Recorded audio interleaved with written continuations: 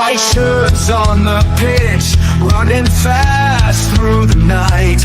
Every heart beating loud under floodlit sky bright.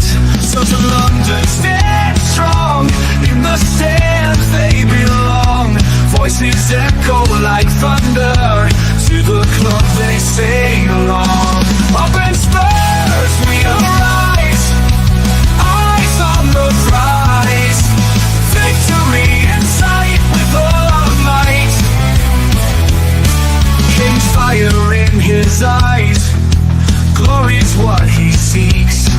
With every goal he flies, rising to new peaks. From late to far and wide, with the pride of the fight. On this journey we'll ride, with our passion burning bright.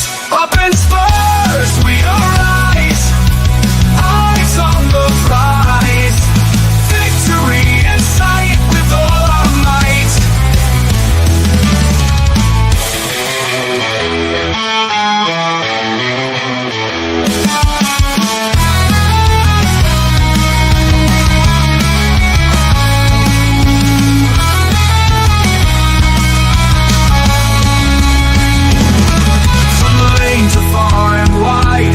The pride of the fight.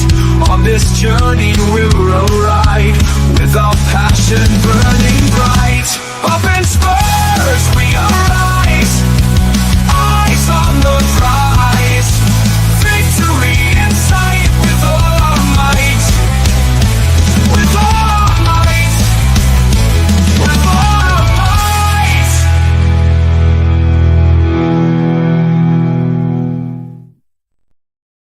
Hello, and welcome to THFC Till I Die, your home of Tottenham, past, present, and of course an exciting future under Ange Postecoglou as the mighty Spurs go marching on as we look to own Manchester completely tonight. We're doing the Peaky Blinders. We're going up to Manchester. Well, they're coming to us, but we have been up to Manchester. We own the red side of Manchester. That's ours. Now we just need the blue side for the whole monopoly. And when we go up there next season, we want parades. We want an open-toed bus. We want the carpet laid out for us because we are Manchester's keepers. But joining me tonight, of course, guys, is a Man United fan who's keeping me in check. For tonight, he's going to cover, of course, the Man United game. He's going to cover the rest of the Premier League. We just not bring you one watch along. We bring you two, and we're going to keep you up to date with the rest of the goals. It is my mate, the man who is the kingdom of his own Republic of Cork. How are you doing, Dermot? Who thinks it should be his own country. Maybe him and Michal Martin, our Taoiseach, should get together. And I'd just like to remind you, that's awful slander, because I'm a Kerry man. Okay. Well, anyway, Michal Martin was on the phone to me today saying, how's that man down in Cork? I like him. I want Kevin to be my Taoiseach. So there you go. So maybe the road to politics starts here. But Kevin, how are you this evening, sir? I'm doing well. I've just been looking at my second screen, and it's absolutely bucketing down there in where Manchester United are playing today. It looks like weather for ducks, and I'd imagine there's people sitting in their seats in Old Trafford, and they're getting absolutely soaked. But bring an umbrella with you to the eighth wonder of the world. And when you're coming up to Manchester for that parade, are you going to be driving Audis, are you? Yeah, we are. Yeah, we are. We're coming in Peaky Blinders style. I'm half expecting a comment from Colin halfway along the line after that. So he was badgering me with stats last night. But it is a big match tonight, guys. We are playing Manchester City. That is our main thought. That is our main hope. Well, let's go through the lineup. Of course we are. We're going to start with the home side. And we're going to start... No, yeah, we are. There we go. We've got the lineups. We're starting with Vicario and goal. We've got Pedro Porro, Archie Gray, Danso, and your doggies are back four. We've got a midfield tree of Bergville, the Swedish Messi, the Uruguayan general in Bentancur. We've got the dance man, Madison, and up front, we've got the Welsh dragon in Brennan Johnson. We've got the German assassin in Tell, and we've got the French bullet train in Odegaard. That is our lineup. Kevin, what do you think to the Spurs lineup? A lot of controversy. A lot of Spurs fans ain't happy about it. If you want to know who's on the bench as well, guys, we'll bring it up. But the lineup, with the game next Thursday and it being 8 days away, would you have played your strongest lineup tonight? I would think that 8 days is more than sufficient recovery time for a team that's playing professional football. And let's be fair, the Premier League is still a very important game for the likes of Spurs and Manchester United both. So I would have been playing the best team available to me, given that I have 8 days to recover. Now, the other thing is, why would you rest players against Manchester City of all teams? Like, you wouldn't rest them against Liverpool, or Arsenal, or Manchester United for that matter. Why would you rest them against the three-peat champions, the treble winners from last year? I actually wonder what's going on inside Ange's head for that, to be honest with you, Dermot.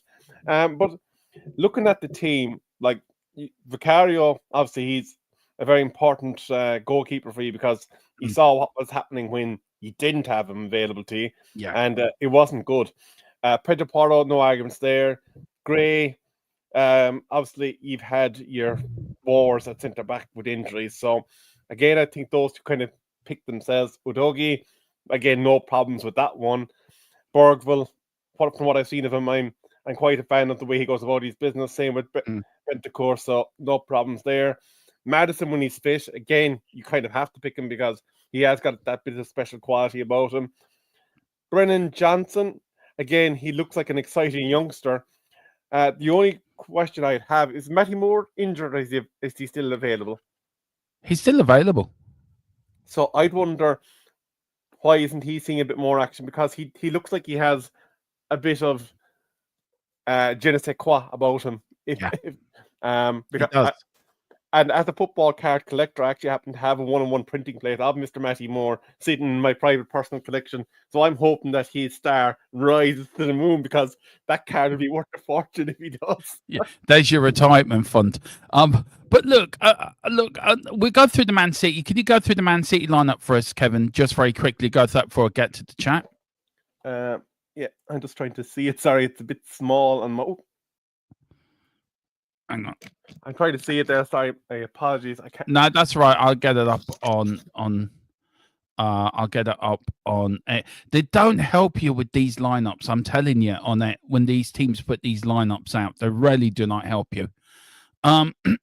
We have Edison in goal. We've got a back four of Nunes, Kazakandov, Diaz, Gardanova, Nico. Then we've got a midfield three of Kovac, Shalavio, Marmush, and some of these names are unpronounceable for me. And then we've got Dooku, and of course up front, the one and only Haaland is fit to play. On the bench for Man City, we've got Ortega, Aki, Grealish, De Bruyne, Gordano, Bernardo, Foden, Lewis, and McAtee.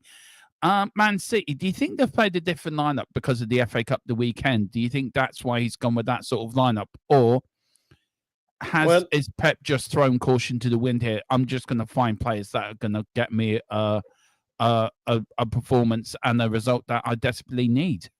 To use an analogy from the English rugby team when their fans are singing in the stands, "Swing low, sweet chariot, coming to carry me home," I have a feeling that with Manchester City this season, the wheels have actually literally come up off the chariot. It's sitting on some concrete blocks, and even the spokes have been shaved down because it hasn't gone well for them this season. No. I think the drama off the pitch has clearly crept in and affected them.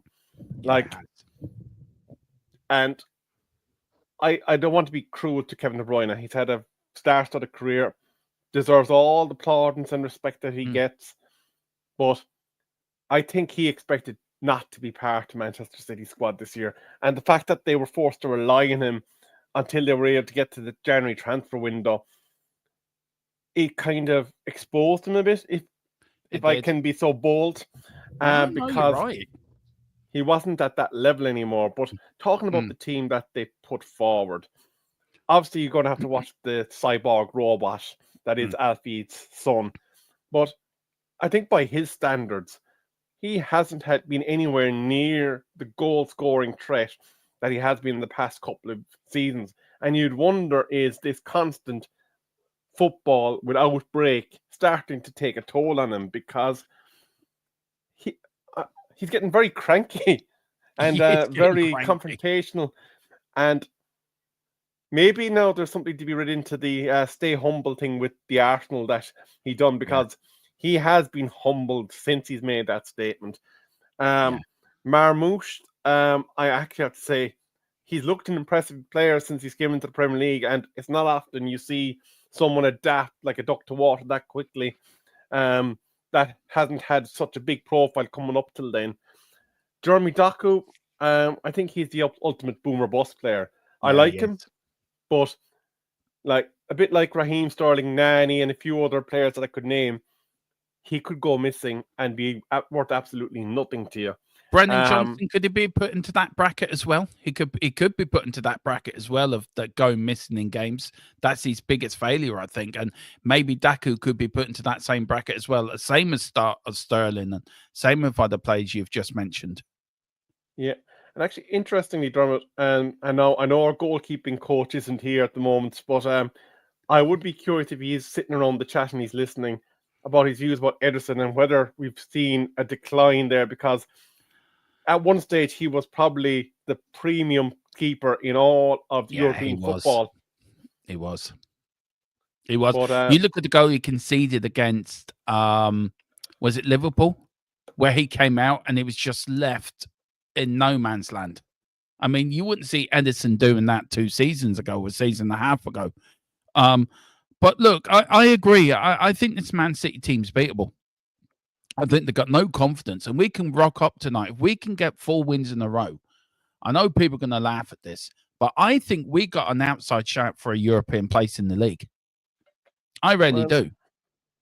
We're only what? We're sitting 12. We're 13. Sorry, at 33 points. Yeah, but you have a game in hand. Yeah, Brighton are on 43 points on 8. Bournemouth on 43 points as well. If one of them teams above them win a cup and they're already in Europe, then that UEFA Cup drops down the league, doesn't it? So it drops down another place in the league. So if you finish 9th, you could still qualify for the Conference League.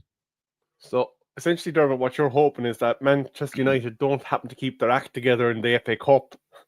Yeah, you're going to have to keep. Yeah, basically, that's what I'm hoping for. It ain't going to happen because we all know Man United are going to win the damn thing.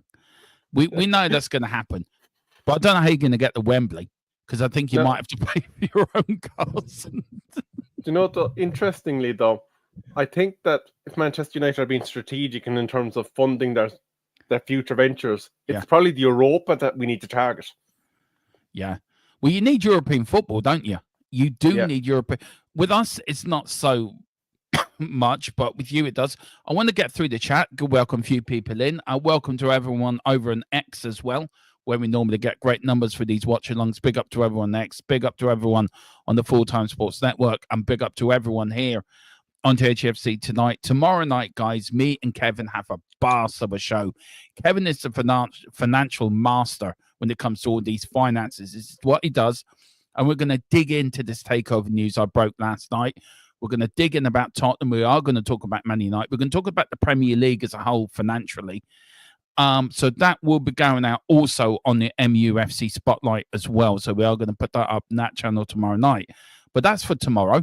But for tonight, big up to Mr. Wayne Bonner. He says, "Stop, players. Hope you're well. Prepared for more Squeaky Bomb time." Wayne, you get ready for Squeaky Bomb. We're going to win tonight. Big up to Chris as well as a member. Big up Chris. Big up Derma. Hope you're well. I am buzzing. I am excited. Kevin had to calm me down before the game. Before we came on, I was just, hyper. That's what I was doing.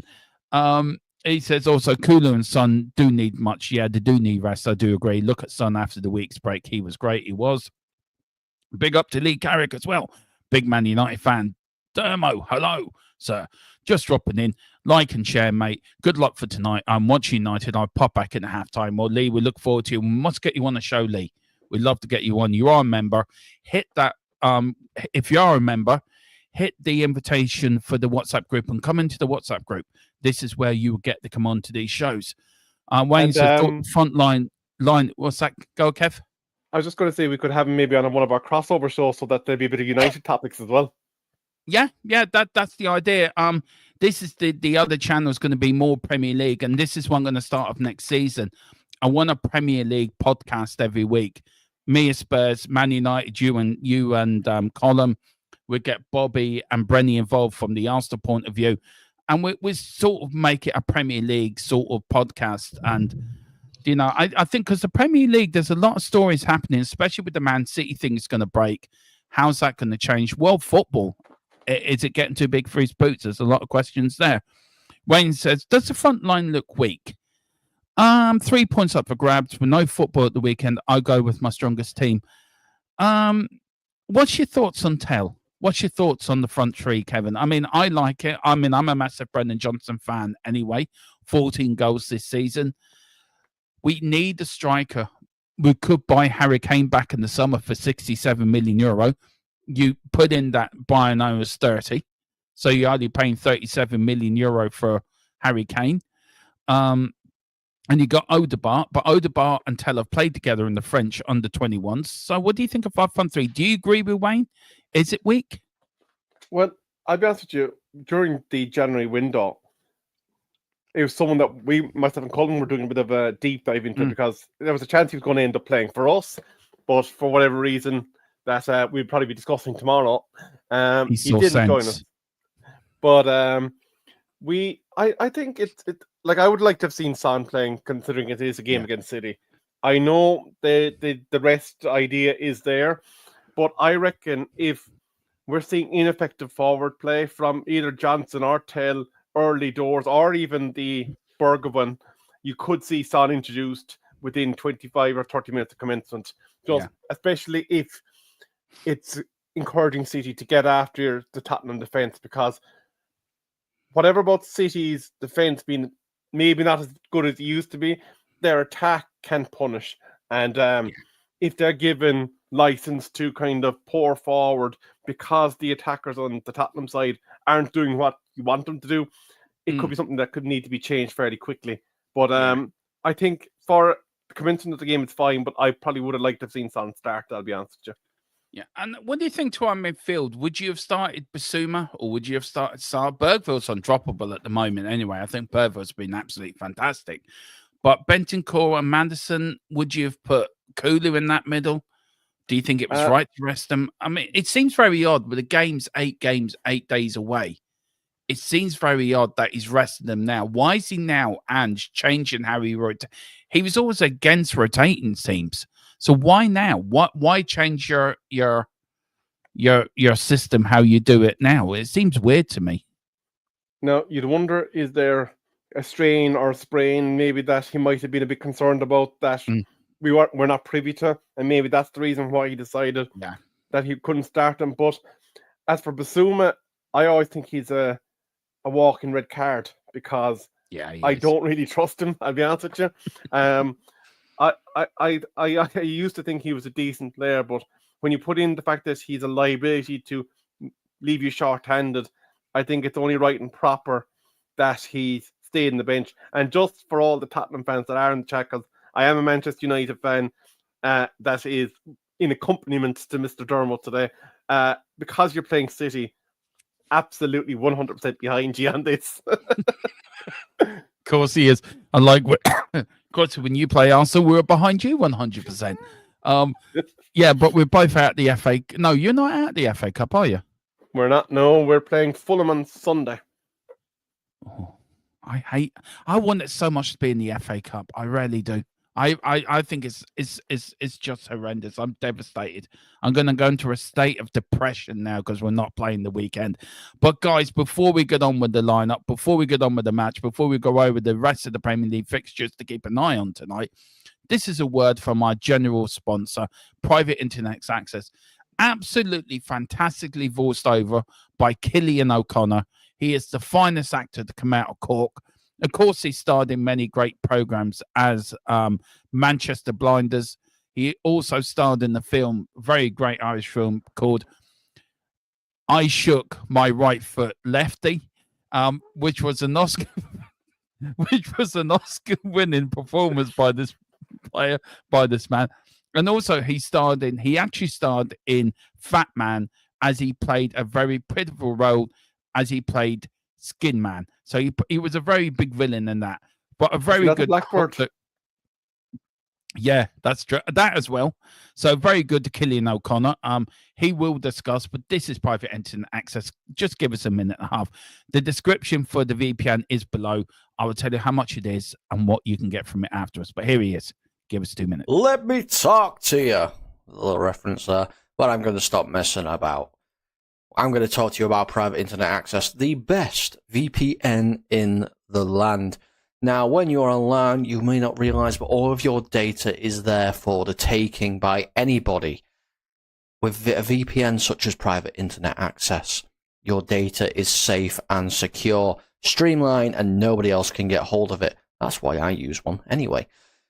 VPN's very easy to use. Private internet access, all you got to do is log on your phone, select where you want to be. So I want to be in America, and I click go, and there we are.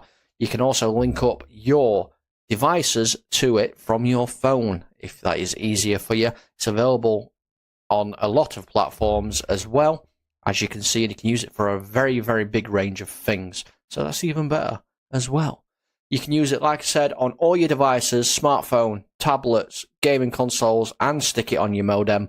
And it's unlimited devices. One equals all. It's available all across the world, and it works perfectly.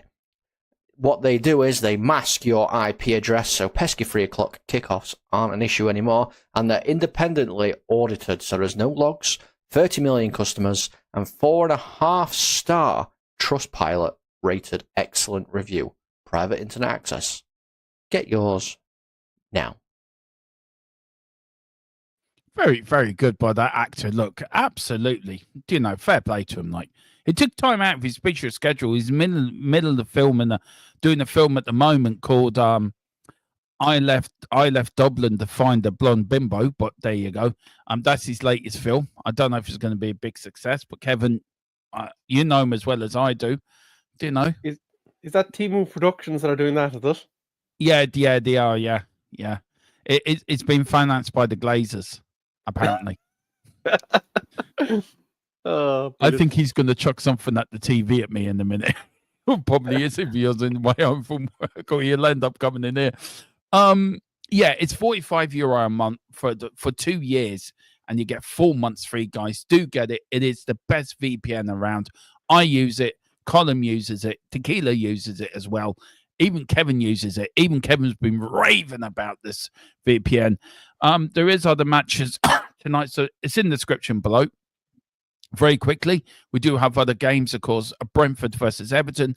United versus Ipswich. Ipswich must be thinking they've gone to the 8th wonder in the world going up there. We've got Forest against them lot down the road. I hope they lose tonight, them dirty bastards. And, of course, we're going to own Manchester after we beat Manchester City tonight. Very quickly, Kevin, do you want to go through the scores? What do you think the score's going to be for get your predicted scores in? I think Everton are rejuvenated under David Moyes. I don't see them losing, but away from home, I can see maybe a 2-2 draw. Manchester United and Ipswich. If we don't beat Ipswich, we probably need to be flayed at the gates on the way out because, with all due respect to our former coach, he's on a hiding to nothing with that team, and we should be beating them by 2-0. But knowing us, we're going to concede a goal, so it'll probably be 2-1. Forest and Arsenal's injuries are after killing them up front. They've got all the sharpness of a blunt spoon up top, but Forest, by contrast, are punching above their weight, and I'm going to go along with the same narrative that Leicester had and say that they can still ride the storm 1-0 to the Forest. And then I'd love to see Tottenham winning 5-0 against City, but I'm going to be more realistic. It's going to be 2-1 to the Spurs. No, it's going to be 5-0. You're on the delusional train there. You got to be. Yeah, that is it. So, guys, I'm going for a 2-1 win for Brentford. I'm going for a 3-0 win for Man United. I think you're going to batter Ipswich. I'm going for a 1-0 win against Forest to win against them lot, and then we're going to win 6-0. And then very quickly, and then Newcastle will beat Liverpool 2-0 at Anfield. And then tomorrow night, Leicester and West Ham. To be fair, I don't really care. So, can I ask you quickly, Dermot? Is Mo Salah a surefire Ballon d'Or winner? Yeah, because AFCON is a major competition. That's one of my talking points tomorrow night. Actually, Kevin, I've written that down for a talking point tomorrow night. Oh. But forget about Jamie Carragher talking shite. Forget about we've now got the teams coming out to the pitch. James Mannerson is captain. What we're going to do, I'm doing the watch along. My brilliant co-host, my tactical co-host is next to me, and Kevin. He's going to look at the teams as they line up. He's also going to keep hold of the rest of the Premier League, keep an eye on Manchester United's game as well. When the goals are scored, he's going to give his tactical view of why Tottenham scored many goals like they have tonight. If you are watching it, Manchester City are in purple tonight. Tottenham are in traditional white tops with blue sleeves, blue shorts, and blue socks. If you are watching in black and white, the referee is in pink. Now, do you remember back then days, Kevin, Brian Moore, if you're watching in black and white, Tottenham are in the darker shorts. And just to give you a heads up, Dermot, if you hear unbelievable Dermo, that means it's been a goal in a different game. Okay, fair enough. See, we are going to bring in Around the Grounds next year. That is one show that is coming back, but it's going to be done properly. And we're going to get a few people in. They're going to watch. We're going to follow the Sky, how they do it on Sky. We're going to do it here. Very quickly, when the teams are lining up, they're going to nothing's happening at the moment. You did start this. Werner on the bench instead of Moore. Do you think there's a problem between Moore and Ange? Do you think they've had a falling out? Well, like when you look at Timo Werner, his career in English football, forget about what he done in under leagues because you can't kind of stack that up, has been probably average, sub-average at best. Now, as a link man, he probably gets a lot more stick than he deserves. But I would say that you have more sparkle in Matty Moore over Timo Werner. And the fact that he's been ignored suggests that either he's not fit or the manager just doesn't fancy him. And if he doesn't fancy him, then you got to question Ange as to why, because you utilize what you can potentially polish. If he turns out in a season's time, 2 seasons' time, that he's plateaued early, so be it. But you don't ignore him when, let's be fair, I don't think he's done anything wrong any time that he's actually played me. He hasn't. I love him. I love Nemo. That's what we've named him, Nemo. He is. That's his nickname. There's Ange. Do you know Ange will become the first manager tonight to beat Pep 3 times in one season? Ooh. And no manager has done that. You beat him up there, didn't you, as well? Yeah, we beat them 4-0. And I think you're one of the few teams that actually beat them the last 3 or 4 seasons up there. Yeah. There's your fella with the trumpet. Oh, I didn't realize Mr. Gillette is in the middle for today's game. Yes, he is. I got my tickets for the Crystal Palace game, by the way, today. I'm going to Spurs for Crystal Palace. Very nice. Looking forward to that. Going over 4 days. It is Gillette. The closest shave you can get, apparently. So he keeps telling people. But he's counting. It's the VAR room is. It was actually on. It's on the top of my head. It'll come to me. I'll find out in a minute. No worries. It's Chris Cravener, I think. Oh yeah. So you don't have Taylor or any one of those wonderful, lovely people. No. And we're off and underway, guys. Here at White Hart Lane, it is Spurs against Man City. Good kick up the field by Edison. Good header by Bergville. Tottenham looking to make a good start. They do. Good start from Tottenham. Here's Danso. Here's now your doggy on the wing, looking to get forward, looking to get Danso through. Doesn't. Goes back. Haaland gets it. Haaland being stopped there, but Haaland does what Haaland does best, standing like a statue and looking like a prima donna. Here is Man City back playing it round. I tell you one thing, the game started off at some pace. It really has. Good tackle. Go on, Tottenham. Come on. Here's Maddison. Go on, Maddison. Maddison now. Here is Odegaard. Odegaard looking for options. Here's Brennan Johnson. Can Brennan Johnson? He's in the box. He checks. He goes around 2 players. Here's Odegaard. Odegaard looking for option. Oh, It gets kicked out, but Tottenham Hotspur have started brilliantly. They don't, they don't know what they're doing, and there's Man City now with the ball. It's end-to-end stuff, but here's Duku now against Porro. What can Duku do? Goes inside, goes back now to Manchester City. They're now playing it now, cooling the game down a little bit, passing the ball, trying to get a bit of confidence into themselves. Goes all the way back. And it is back, all the way back to Ennison, the goalkeeper. Pardon me, got a frog in my throat. And how do you think the game started, Kevin? Man City started at some pace, hasn't it? Really? Well, you kind of pinned your ears back and you're getting at them, which is encouraging. The one thing I would say is I would have liked if maybe there was an earlier ball played in that first attack, because Yeah, the space kind of closed up fairly quickly and it was a cul-de-sac in the end. But encouraging start from Spurs, and they're not afraid to go at them, which is encouraging. no, it isn't. And there was Madison. Oh, good. Is that a corner? Is that a corner? No, it's not. It's a goal kick. There's Madison started very well, actually, to be fair. And so I love that little run by Odegaard into the middle of the pitch as well, in the middle of the box. I thought Odegaard he's going to cause problems tonight. There's Ange standing like a statue. Just on Madison Great. briefly, I think he's a fantastic player. A bit like Luke Shaw when he's fit. You have to play him. You have to start him because he offers you something. But that's the big problem. If Yeah, absolutely spot on there. Where is no, that's right. I took it.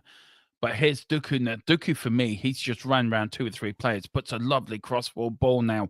Here's Manchester City attacking Tottenham's box for the first time. Here's Duku. Duku looking for the mountain. He doesn't find him. Man City get it back. See, Man City worry me because they're hurting.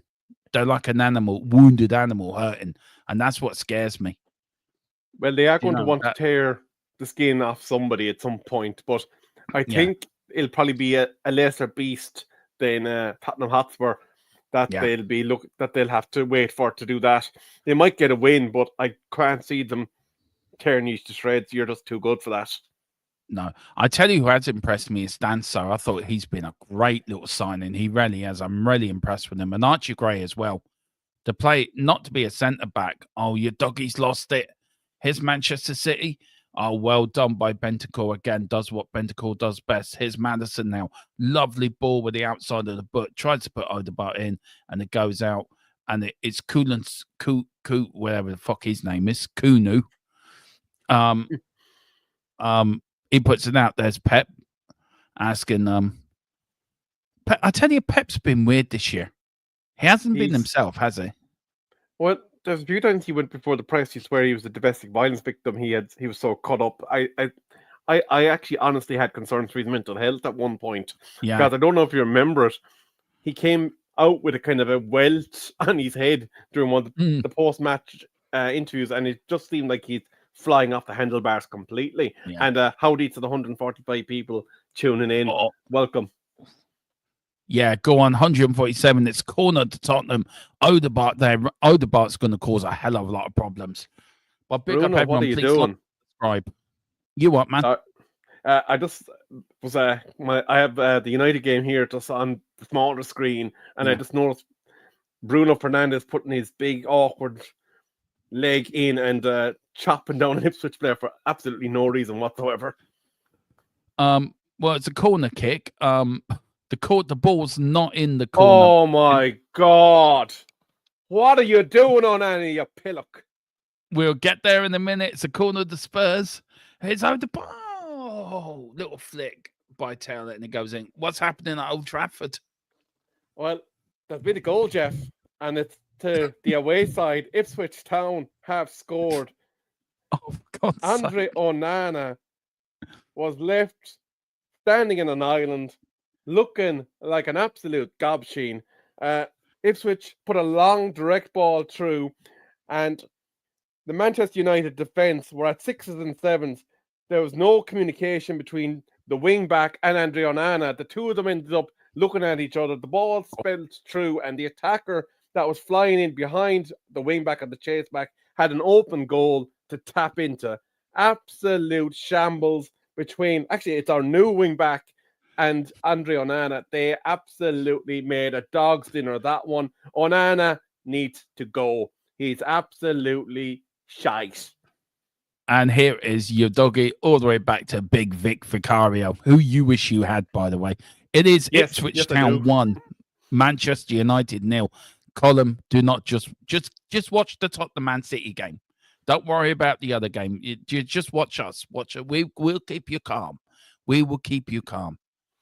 Don't worry. I'm looking after Kevin tonight. I've got the medical team on ready for him just in case he needs it.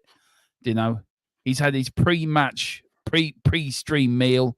He's got his vodka and Coke by the side of him. He is well sorted and looked after. And you're not going to believe who actually scored the goal. It was the left phalange. It was literally a guy called Phalange. Man City comes in. Haaland straight down the throat of Vicario. There we go, Haaland. You are nothing. You are nothing. You can't even beat Vicario. Big Vic. Look at that. Vicario straight down the throat. And there's Vicario. Thank you very much. I'll take that ball. Thank you very much. Thank you, Haaland. Go and get your haircut, son. And Man City. Looking now. Putting a bit of pressure on. 7 minutes gone. 0-0. Already a goal at Old Trafford. It's the visitors that have gone up. But there's Vicario again. Straight out. Haaland doesn't have a chance. Big Vic, we have missed you. Big up to Lee. I tell you what, I don't know why I bother with United. Talk about depressive. Well, just watch Tottenham. I'm telling you. Watch Spurs. I mean, look at this. Lovely ball. There's Haaland. See, one thing I love about Vicario as well, he will come out. He will make himself big. One thing Onana doesn't do, by the way. He doesn't do that come out bit. He stands there like a statue. And here's a worrying stat for you, Lee. Of the 16 games this season where we've conceded the first goal, we've only won 3 of them. Go on, Burrow. That's a free kick. No, says referee. Oh, look at that. Here is now. Oh, look at this. This is Tottenham in full flight. Here's Maddison now. Maddison. Porro now. Got the ball. Closing things down to Maddison. Maddison looking for options. Looking for a crossfield ball. Does get it. Gets deflected. No, referee says play on. Here's Manchester City again for Kovac. Man City looking to build with Duku. Duku against Porro. What can Porro do? Duku goes all the way back to Man City. Man City looking for options. Can't find anywhere. Tottenham harrowing them like little terrier dogs that been let loose on a windy day in the Irish columns in Cork. But here's Bergville, the Swedish version of Roy Keane. And it is Maddison. Bentacle was fouled, and it's a free kick to Spurs. And I Lee, think yeah, go on. Just to point out, Lee, that's an insult to Taibbi. Even he wasn't as bad as Onana. Do you know what? Bergville does remind me very much of Roy Keane, you know. A young Roy Keane. He definitely seems to have the potential to get his wick about, doesn't he? Yeah. Lee's asking, who's the gent on the panel with you, mate? Well, it's Column's second in command on MUFC Spotlight. He is the king of the Republic of Cork, as he likes to keep telling me. They probably will win at All Ireland more than Mayo will. Let you introduce yourself to yourself to Lee. So, Lee, my name's Rebel, and as Dermo pointed out, I do live in Cork, even though I am a proud Kerryman, and I do looking forward to defeating Mayo during the course of the championship season, because obviously we do enjoy beating Mayo in championship. But Lee, I think we need to pop the Pepto-Bismol, because I think we're in for a long night at Old Trafford. Even though we do have a corner here now through Bruno Fernandes, he looks like a drowned rat, because it is absolutely bucketing. De Ligt is trying to get himself a little bit free in the box. There's a bit of pushing and shoving, standard handbags, ball through. And Maguire got into the end of it. He used his big Easter Island head, but nothing doing for United. And it's all the way back to Edison for Spurs. Kicked up the field from Edison. Kovac with the ball for Man City. Trying to put Haaland through, but there was Archie Gray. There's Danso now too. Brennan Johnson now, the Bentancur, the Uruguayan general. Here is the Swedish machine in Messi, in Bergville to your doggy. All the way back to Bergville to Archie Gray, the British Bulldog, going now to Porro, the Spanish Matade. And there's a lovely ball. And here's Madison. Oh, straight into the arms. It was just too long. And Porro there with a lovely crossfield ball from left to right. Beautiful ball from just inside his own area. He was onside as well, just a bit overhit. And Madison, the darts man, was trying to get the end of it, but he doesn't. But here's Tottenham now. They're putting a bit of pressure on. Good tackle that was from Danso, but Danso's out of position, but he's running back. Some pace on him. Here's Haaland, the freak. Now, here's Manchester City to Duku. Duku now in the Tottenham area. Here's Duku looking for Haaland. Oh, for fuck's sake. Fucking hell. Jesus Christ almighty. Seriously. I mean, there was 4 players around him. For fuck's sake. Jesus. Oh, there's all the Man City fans. Oh, we win you. Fuck off. Do you want to talk through the goal, do you? Because I certainly don't. That was embarrassing. Like you actually had 5 Tottenham Hotspur players in between the delivery of the ball and when Haaland got a hold of it. Dorgu had no right to get that pass through that body of Spurs players. No. And why was the person marking Haaland in behind him? Is he offside? That's what I'm... Is he offside? I think he was played on by... Your doggy. A doggy. I don't know. I think he might be offside, you know. We'll have to get another look at it maybe at half time, but... Yeah. It's tight margins. I hate that player. I just hate him anyway. The goal has been given and we're 1-0 down. Big up to 230 of you, one of you in the house joining us from this stream, joining us for this mammoth of Premier League football. Here's Tottenham now on the break. Archie Gray, Bergville. Come on, Tottenham. We can come back. We've been down before, but we're definitely not out. We're not like Man United losing to Ipswich Town. But Tottenham have lost to Ipswich, so we can't joke now. We know how it feels. Here's Madison, captain tonight. Not doing the captain's performance. He needs to up his game. He needs to up the players around him. Here's Danso. Should never, that was ridiculous. 5 players around him. Should never have got the opportunity to score. But anyway, here's Odegaard. All the way to Danso. All the way to Archie Gray. Gray checks, looking for options. Here's Madison, Archie Gray. Danso. Looking for options, going on the wing to Odegaard, little flick, trying to get your doggy through, and it doesn't work. And there is Pep on the sideline pointing at somebody. There's Ange. Not a happy bunny. There's the freak in Haaland, thinking, where do I get my next haircut? What am I going to get? He's now on 20 goals. He's 5 behind Mohamed Salah, who's on 25 goals. But there's Pep. Yeah. He may be 5 goals behind him, but when you think about the goal involvements that Salah has in comparison, like when Haaland doesn't score, what credit do you give him for his actions on the pitch? For me, he doesn't do anything, Haaland. He just stands there. There's no... If you look at Harry Kane or players like that, there's involvement with them because they drop deep, try to get the ball, try to get involved, try to get other. He doesn't, he just stands there. He's not even like a Gary Lineker or a, you could say, a Muller type player back in the day, or a Mark Hughes player or somebody like that will get involved like. Oh, straight into the arms of Edison. But this is not what we need. We need a result tonight. We do. But Edison throws it out. Still plenty of time. Only 15 minutes gone. Tottenham can still get back with it. But Tottenham are in 6s and 7s at the moment in defence. They really are. Man City are absolutely rolling over them. And Tottenham just don't know what they're doing. But we do have Beyonce Cowboy Creator Tour coming to the stadium. Yippee. Let's all get excited for that. Daniel does love a good concert. Do you know I got an email today for Tottenham? I got a reminder, don't forget to get your Beyonce tickets. Oh, Lord have mercy. Seriously? What were you asking if you were one of the single ladies? Probably. good tackle from Madison. Here's Bergville. We will in a minute get to. We'll go to Kevin in a minute. The Kev, the Rev.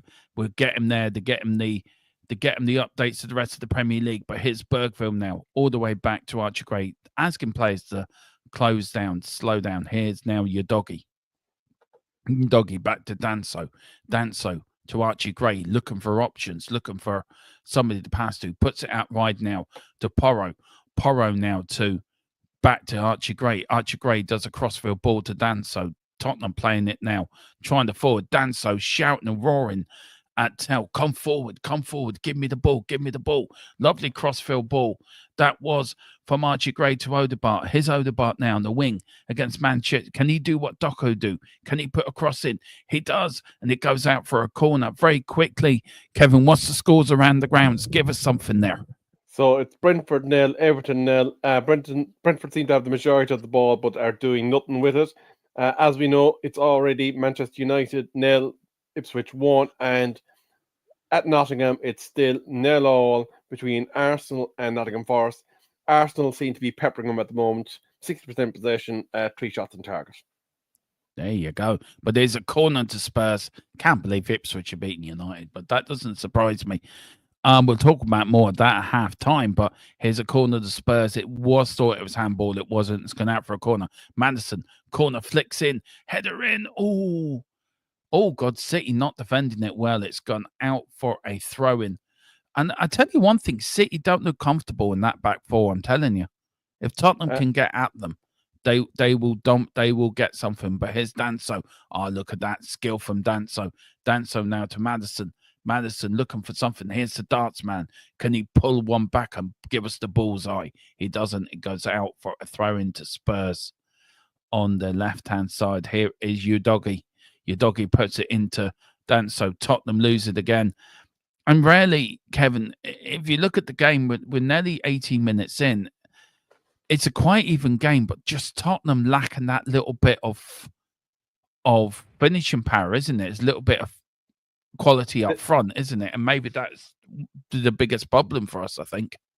It's probably something that if it doesn't improve, I'd say in the next 10 minutes, and we'll have to be considering maybe offering a different look up top, because City look fairly comfortable with dealing with your attacking threat at the moment. And the other concern I'd have is during that build up to the City goal, one of your defenders, I think it was Odagi, turned his back to the onrushing wing back, and he could have had acres of space to kind of shoot, pick a pass. So I would be concerned with switching off to potential threats once City do break forward. And by the way, just to update you, Manchester United, I think, are on 65% possession at the moment. But again, a bit like Tottenham, have all the attacking sharpness of a blunt spoon. Yeah, our attacking front three. Sonny's already warming up already, by the way. So, could Dr. Kev be right, and Ange might be looking at that early switch? Yeah, well, he's already put the yellow vest on. He's going to warm up. Now, it could be genuinely, he could be warming up because it's just him warming up. But I wonder if you could be right, because our front three looks toothless. Not unless one of the players have got an injury or something like that. But we're just so toothless up front. We're toothless in midfield as well. I think this is backfiring on us a little bit, I think. City are just running away with it. They're just controlling everywhere. The midfield, the front, we're dangerous when they go forward. They're on attack. Here's Daco again. Daco looking for runs past. He's running past everyone. He shoots. Good save. That was from Vicario. But again there, Kevin, for Daco just run past the Tottenham defence like it wasn't there. It's ridiculous. He had acres of room to get his shot off. And I don't think there was even an attempt to kind of put a bit of pressure on him and kind of maybe force him to take a snapshot. So that is concerning from a Tottenham point of view. And it would not surprise me if Ange opts to make a change, because at the moment, Spurs look rudderless going forward, and that's given City plenty of opportunity to kind of overcommit, maybe even going forward. Oh, lovely ball, but cut out again. It's just This shows the class of Man City, really, doesn't it? And how good they are. Here's Doku now. He's beating Bergville. He's on his own. He's got 2 players around him. And he just good tackle for Bentancur. He was looking for a penalty. Referee says no penalty. But here's Spurs now. Porro to Bergville. Bergville now to Bentancur, the Uruguayan general. Here's Mateus Tail. It's a free kick to Spurs. He's down holding his ankle.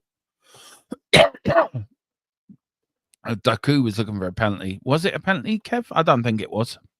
No, not for me. I think the actor in him kind of made him go for it, and I think the ref wasn't buying the performance from Mr. Duckle. No, here's Danso to Archie Gray, playing it round the back, looking for options. Archie Gray moves forward now.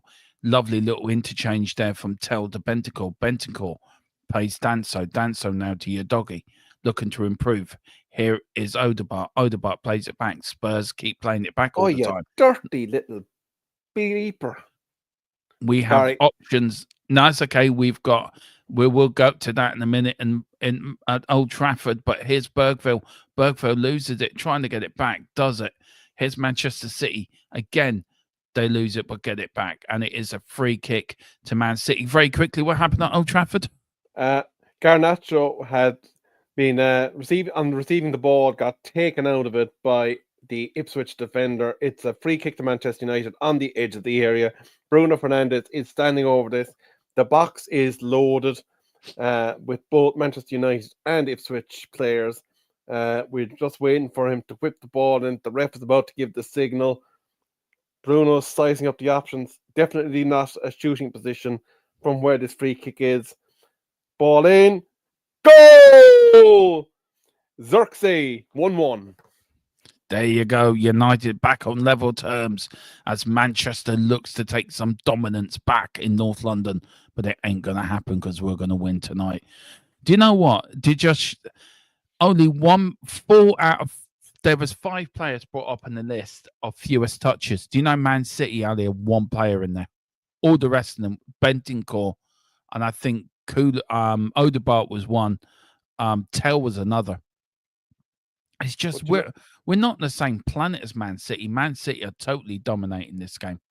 Absolutely. If you look at their build-up play, Dermo, it's all tippy-tappy around, so it's not exactly surprising that they're kind of getting up in the touches. Actually, this does not look like it was Xerxes. It could potentially be an own goal because it looks like it went over the head of Xerxes. Oh no, go on, you doggy. Good. Back to Vicario. Vicario back to Archie Gray. Archie Gray being pressed on there by Man City. Man City they're doing what we should be doing, is pressing. Tottenham not even pressing. Like, there has to be changes. This isn't working. We know it's not working. Yeah, no, they're not afraid of your attack. And no. If they're not afraid of your attack, it's time to have another look. And you're now at 350 wonderful viewers in the chat, Dermot. I don't know why people do. I'm grateful. I'm honoured, but I don't know why. Big up to everyone. I mean, I'm only... yeah, go on. I was going to say, if they are in the chat, maybe they might put in their final score predictions, because it would be nice to see 350 score predictions flooding the chat. I mean, I'm only a short, fat Irish fella from Wexford talking shite. I mean, and 353 like listening to a short, fat Irish man talk shite. So I'm doing something right. Well, it's double Irish tonight. Oh, it is, but you're sensible. I mean, you're a sensible Kerry Cork man. I'm a little short, shite man from Wexford, doesn't know what he's talking about. I just have special strawberries in this county. You've got more about you in Kerry and Cork, like. Well, we do go to the Danny Healy-Rae School of Business down in Kerry.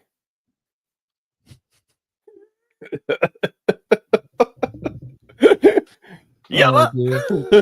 Yeah. I just, one show, you got to come on with the hat and start talking like Healy-Rae's and let it fall off your hat. Honestly, it was funny. But at least, I tell you one thing, that nobody will get this. I know Kevin will get this. At least speaking rights on this show is done properly. Here, that's the tip lad's fault. No, that's all tip. And we're not taking any responsibility for that. No, at least decorum. At least we can show decorum on this channel. We can speak and rights are done properly. Anyway, yes, indeed. here's Spurs. Spurs put out wide. Here's Odegaard. Go on. We've got 26 minutes gone. This first half is flying by. Here's Tail. Tail gets tackled to Bentancur. Bentancur, the Uruguayan general, put out right to the Spanish Matadei. Here's the Uruguayan general in Bentancur looking for options. Doesn't. He goes back. Stop going fucking back. Go fucking forward. Here's Dan. I'm going to say this now, Dermo. It's time for Cool and Son to come on. Yeah. Where's Johnson? Oh, Brennan Johnson nearly there, but Edison was out like a rat up a drain pipe. Straight was. There was a lovely little ball in from. It was from Bentancur. Lovely little chip ball, by the way. And there was Johnson. Nearly. Yeah, Kulu and Sonny. Second half, definitely. I tell you what, there was a penalty shout at Old Trafford. Harry Maguire had more hands on the Ipswich attacker than a teen at a disco. For fuck's sake. Oh, my good Lord. Go! How did he miss that? How the hell did Man City miss that? An open goal. I'll get to Old Trafford in a minute. And Man City have just missed a sitter. Do you want to quickly talk about that first, Kevin? Let's go through it very quickly. He's Duku. Coming on now. Manchester United are 2-1 ahead. We were fortuitous that East Island didn't give away a penalty, but basically another corner, another set piece that Ipswich didn't deal with. And this time it's been De Ligt that delivers the ball to the back of the Ipswich net. So 2-1 Manchester United. And as for the Tottenham, they are absolutely fortunate not to be 2-0 down there. Yeah. They should have buried that goal. It was 1-on-1 with the keeper. And if I was Pep, I would be fuming at my attacker for missing that. Yeah. One across from Daku, though. Across the back line. And your man, all he had to do was side foot it in the back of the net. Totally made a hash of it as red completely. We're being overrun, outthought. This is an absolutely disgusting performance by Tottenham. And I'm not saying that just for saying it. I mean, Kevin would probably agree with me. It's an awful performance by Spurs. We've got no fight, no nothing. I question why ANGE isn't doing something at this stage because clearly you're being taken to the cleaners here in this football match. And this could get embarrassing. There's no direction coming from the sideline. There's no alteration even of the tactics out in pitch to see if there's an alteration they could make with the personnel they have on there. Actually, I'm just seeing Ange there on the sideline. He's got his hands inside his duffel coat and he doesn't seem to be given any instruction whatsoever, whereas Pep Guardiola's going mental there. Yeah.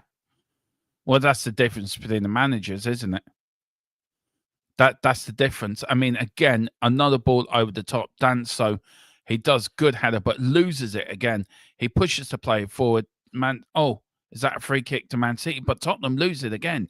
Here's Manchester City. Are they going to score? Are they going to get another one? Here's Ducko. For God, what a save from Vicario with his legs against Haaland. 5 yards out, would you say, Kevin? 5 yards out? Maybe even as little as 4. Haaland should have been putting his boot through that.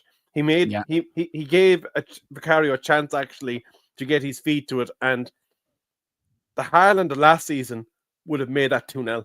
Yeah, I think he tried to again. Crosses in. Tottenham in 6 and 7, Kevin. This is dreadful. This is absolute. Look. I'm Ange's biggest fan, but this for me is disgusting. This is absolutely. They're not playing at all for Tottenham. They're not doing anything. They're woeful. This is just fucking dreadful. Like, what is keeping Ange in the job? Do you reckon? Do you know what? I'll probably get onto that at halftime if that's all right, because that's a different. Very quickly, we'll talk about it more at halftime, but very quickly, I think it's to do with the takeover. Personally, that's happening. I think that's what's keeping them in the job. There's a yellow card there for Bentancur. This first half performance by Tottenham is nowhere near good enough. There's 400 of you in the house. Big up to everyone. Big up to everyone on X, on THFC Till I Die, on the Full Time Sports Network as well. Bentacle's been given the yellow. I'm angry. I am very angry. Judging by that tackle, I think Bentancur is angry because he's trying to kick a bit of enthusiasm into his teammates, because that was the shape of a frustrated man, and we've seen that before with Roy Keane when he used to leave in a big tackle. Yeah. He's trying to lead by example, but the likes of James Madison, he's captain tonight. He's not captain material. No way is it captain material. If I was Ange, I'd be changing it after 20 minutes. Right, this ain't working. Right, let's change it. You said it. You said it 20 minutes ago, Kevin. Yeah. I think he does get sacked after takeover, Lee. I do. I think that's what's keeping him in the job. I'm amazed that he's persisted with these tactics, because look, it's great if it works, but this is Manchester City, and I think there's an here's Man City again. Tottenham's defense been absolutely stretched. Your doggy slips. Oh, good block from Danso. But here's Man City again. They should be 4-0 up, City. They really should be. Oh, good header out. Here's Doco. Doco crosses it in. Catch the fucking ball. Catch the fucking ball. Instead of fucking punching it, catch it, you fucking dildo. Seriously. I'm looking at this, and Vicario is the equivalent of De Gea for us a couple of years ago, where he was keeping us in games. If the other Langer was in goal, this was 3 or 4-0 already. Big up the Gixie 9-2 foot. Yeah, they're all asleep. I am fuming. I am absolutely. I feel there's a tequila -1 coming in the player ratings for me for this. Me and Tequila -1. Yeah, me and Tequila did a show once. It was after Tamsworth, and Tequila gave all the players 1. It was called the One Show. Tottenham. I mean, look at this. I mean, that number 7, right? He's running all the way through. Danso's just holding him, not doing anything. I mean, look, you explain this to me, Kevin, please. I mean, this is just. I actually think Danzo's been harshly done there, because I think the Savino, I think, is it, that was coming through. Yeah, he had as much a hold of Danzo as Danzo had of him. I think if there was 2 of them in it, but as a defender, you can't give the referee that look. No, you can't let him make the decision. And now Tottenham are going to have to be very mindful. Actually, sorry, it's Marmouche, the number 7. He's been a very tricky customer since he's arrived in Premier League. He's been very tricky. Look, I know. Do you think these players are playing for Ange, or do you think tonight he's changed it and it just doesn't work, and that's the reason why? Or do you think there's more to it than that? Because we've got a free kick here, we've got Mammoth. We'll get back to that after this free kick. City should be 4-0 up, by the way. I mean, that's how dominant they've been. They've had chances after chances.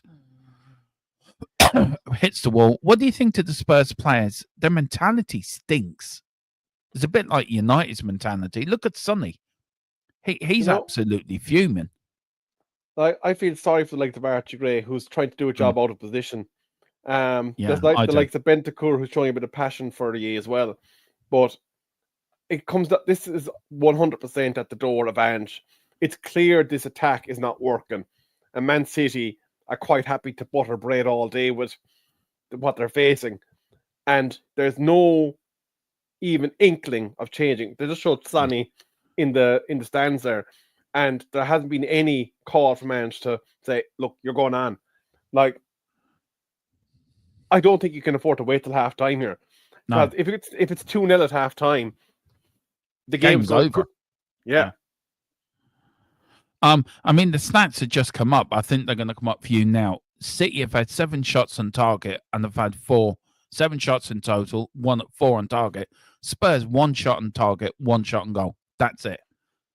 And I love Ange. He doesn't help his fucking self when he does things like this, standing on the touchline, just standing there. And Dermot, you said to me as well before the game started that Brennan Johnson could be in the same category as the likes of a couple of other players that we mentioned, and I don't think I've seen him do a thing. No, he hasn't. He hasn't. This is the bit that frustrates me. There is a player there, and I'm his biggest fan. Like, I will defend him. But when he puts performances in like this, I mean, it's not just him. Your doggy's been poor. Odegaard, who's tried. There's a free kick to Spurs as well. It's just been absolutely nowhere. There's Ange, arms in the air. He's asking, why is that not a booking or a yellow card? Has he given the free kick the other way? No, I think is there a change of boots going on the sideline?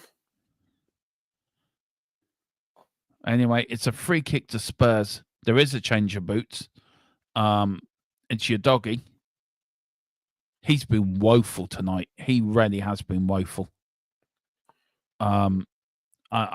There's Maddison, another one that he's no captain.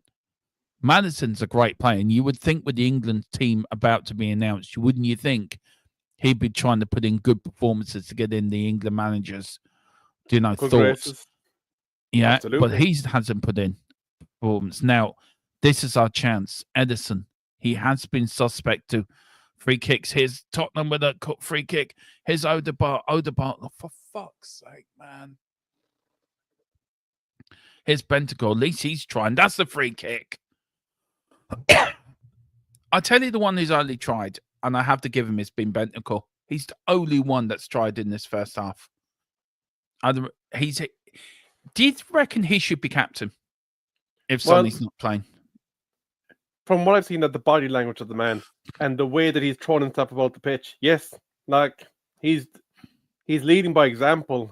Like, remember when Roy Keane was kind of down and out against Juve? He went in, he put in the challenge that put him out of the Champions League final, but he G'd up his team, and I'm seeing that from Bentancur.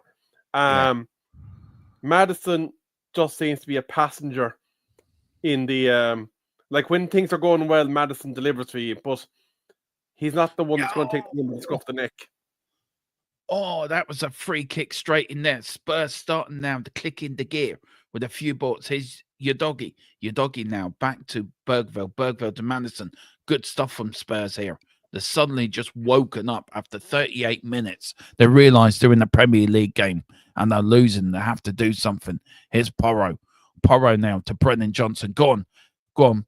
Oh, for fuck's sake, Johnson. Just run at your man and beat him. It's not difficult. Can I ask you this, Dermot? Because I'm looking at your attack, and I have a lot of praise for the young man that you brought in on loan from Munich. Yeah. But a bit like Manchester United, when we bought Rasmus Højlund, he was a young, raw striker that wasn't known for a prolific 20-goal a season delivery. And he's expected to lead the line of a team that wants to chase European places. Like, would you have been better off with someone in the 34, 35 years bracket that is still known for scoring goals? I agree with you 100%. I want Taylor to do well, and I think it's a bit wrong of us, especially myself, to criticize a 19-year-old that it's a new league for him, a new country. So I think you've got to be a little bit, I think, less harsh on the player. If you're talking about 6 months' time, then I think you can be harsh, and I would agree with you. But here's Brendan Johnson. Should he not be the player coming in, learning his trade, though? The long-term future, the long-term successor, and that he'd be protected by an older striker. Yeah, I agree with you. Look, Harry Kane was available in the January for, I think, was 57 million. Like, we need to go after a striker in the summer, and if Harry Kane's available for 67 million, and they owe us 30, that deal is a no-brainer. It really is a no-brainer. I think too much now that too much of it now is that we've put all our eggs in one basket, and we're just putting it all in the Europa League, but we're letting our league form again sacrifice for it, and I don't think you can do that. I think tonight with a break you've had, you play your strongest 11, and you go for it. You get your 3 points, But it just Ange just doesn't change. He just keeps doing what he's doing. Man City here are running rings round us. Here's Doku again on the wing. He really is running rings around Porro and that. And I don't know. I'm angry. I am very angry. This has been a first half performance of. This has been disgraceful. This has been a disgusting, lackluster first half performance. I don't care if it's against Man City. I want players to show a little bit of grit and determination. Man City are just rolling over us like we're a puppy. We've rolled on our back. We've got our 4 legs in the air, and Pepper's just running Tottenham's belly. There you go, lads. That would do. That would do. We could have been 3 or 4 down. You know that. Bentoncourt's the only one who's showing any bit. And we keep bringing him out, Kevin. We keep mentioning the man's name because he's the only one that has shown anything. Man City have got a corner here. I think, I don't know. Yeah, he hasn't got, exactly. And I agree that. I do agree with that with Lee. He hasn't got anyone to learn off, though. Absolutely. Do you know, though, you think Son would be able to teach him a few tricks of the trade? Oh, you would do. It's corner kick down to Man City. Haaland looking to get a header in. Haaland's looked dangerous, actually, this game, to be fair to him. Yeah, I think there's bubbling frustration there, and he's probably letting it out a bit on you. Yeah. But I had the 2 managers. I don't know what Ange can do. I really don't know what Ange can change it around, but I don't know. I'm really angry. I am so angry. Well, really angry. He needs to spring Son and Kulu from the bench. Yeah. And basically hope that he goes in with no more City goals. Yeah. Oh, we have a VAR check for serious foul play at Old Trafford. Is that against United or for United? Against United. I'm not seeing anything in this, I'll be honest with you. It looks like both players were committing in a greasy ball to go for the ball, and Dorgu's leg comes up off the football and into the shin of the Ipswich Town player. Now, it does look nasty, but I don't think there's anything the Manchester United wing-back could have done to avoid the collision. Let's see what happens here. Lee said that looks nasty. I don't think he's down. It's purposely, though. We'll do, but his down. So Spurs putting a spurt before halftime. Odegaard is causing a bit of problem on the left. Here's Madison, who's done nothing in this first half. Finds Bentancur, the only player that can hold his head up high. Seriously, Tell. Seriously, why are you trying little flicks and that? Hold the ball, get in there. Stop doing little flicks and little tricks. And look, I'm a great player. Fucking do what you're supposed to do. Hold the ball up. Attack the fucking penalty area. Fuck's sake. The referee's talking to him. VAR check. Oh, I don't believe it. A red card. That got is sent off. Dorgu has been sent off, and that is an absolute joke. It was nasty, but you could see that his foot came up off the football, and the momentum carried him into the unfortunate Ipswich Town player. Oh, Dan, so sorry, Kev. I didn't mean to cut across you, man. Sorry. It was I just seen it there. Yeah, that was a great chance. What a crossing. What a crossing from Porro. Lovely header from Danso. Edison's had to put that over the top. That's Tottenham's first shot on target. That was going in. What a save. What a header, by the way. Oh, but anyway, we will get back to this at halftime. We will get back to that. And Tottenham again. Oh, for fuck's sake, what are you doing, these stupid bastards? Oh, for fuck's sake, no. Ah, Jesus Christ. Oh, if that ball was more spot on, we would have been 2-0 down. There's only a minute left in the first half, guys, here. Man City are ending the game stronger. Here's Man City now. Looking at it. Trying to get a cross in. Header out there from Porro. Good header. Good flick on Bytel, but nobody up there. Everyone back defending. Here's Manchester City now trying to get a second goal. There should be at least 5-0 up. And that's not even an exaggeration. It really isn't. Man City have been all over Spurs, all over them like a rash. We'll get to the guess of the goals. We'll get to the Man United stuff as well. Don't apologise. You're grand. Don't ever apologise for swearing, man. I've said worse on here already today. Yeah. And it is half time. And at half time, it is Tottenham. There's Ange running down the touchline. I don't know what Ange is running down. Maybe he needs a pee. Maybe he needs a shit or something. I don't know. But there is Man City. Look, I'm going to say it now. We've been shit. We've been absolutely shit. Man City deserved a 1-0 lead. Look, we'll get to Tottenham in a minute.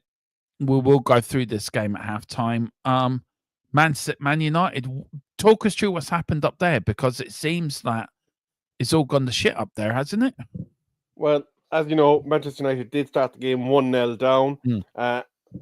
Manchester United then from 2 corners, which Ipswich just did not cope with whatsoever, ended up with their noses back in front 2-1. But the story of the first half is a Manchester United red card for Jeremy Dorgu, who, in the act of going to clear a ball and trying to get his foot in the ball, had his foot come up off the football and into the shin of an Ipswich Town player. Is it serious foul play? I don't believe so. Like, there didn't seem to be any intent from the player to cause harm or malice. Now, the only option that would have been available to the ref from the VAR check was the red card, because I don't believe it's within their purview to make a yellow card decision. So it was either going to be nothing or a red card. And the VAR team have decided that there was enough serious foul play in the matter to send off the Manchester United wing-back, as a result of which Mazraoui had to come on, and Rasmus Højlund, whose season has petered out somewhat since the departure of Ruud van Nistelrooy, has been sacrificed in order to make the defence whole. It is about to come to halftime at Old Trafford, where it's Manchester United 2, Ipswich Town 1, and halftime in the other games, Arsenal 0, Nottingham 0, and it looks like Everton are soon to... Oh! Never mind, there's been a late goal in the first half at Old Trafford. It has all gone to pot. It is Manchester United 2, Ipswich 2, and this game is going absolutely pear-shaped. Onana looking like an absolute orange, wondering what's going on. Let's have a look at this goal. So Ipswich Town are playing on the outside of the box. They're getting all the time in the world to move the ball around. How did De Ligt and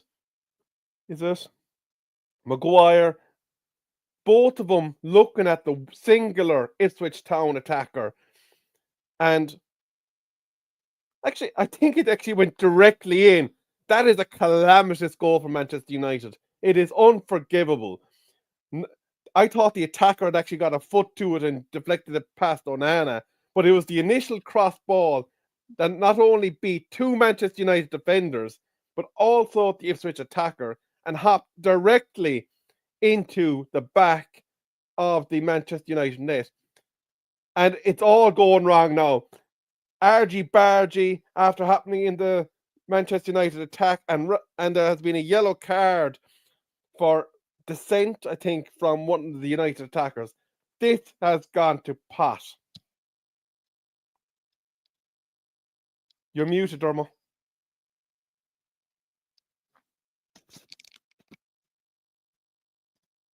You've no sound, Dermot. Look, I don't know. I don't know what he has to do here.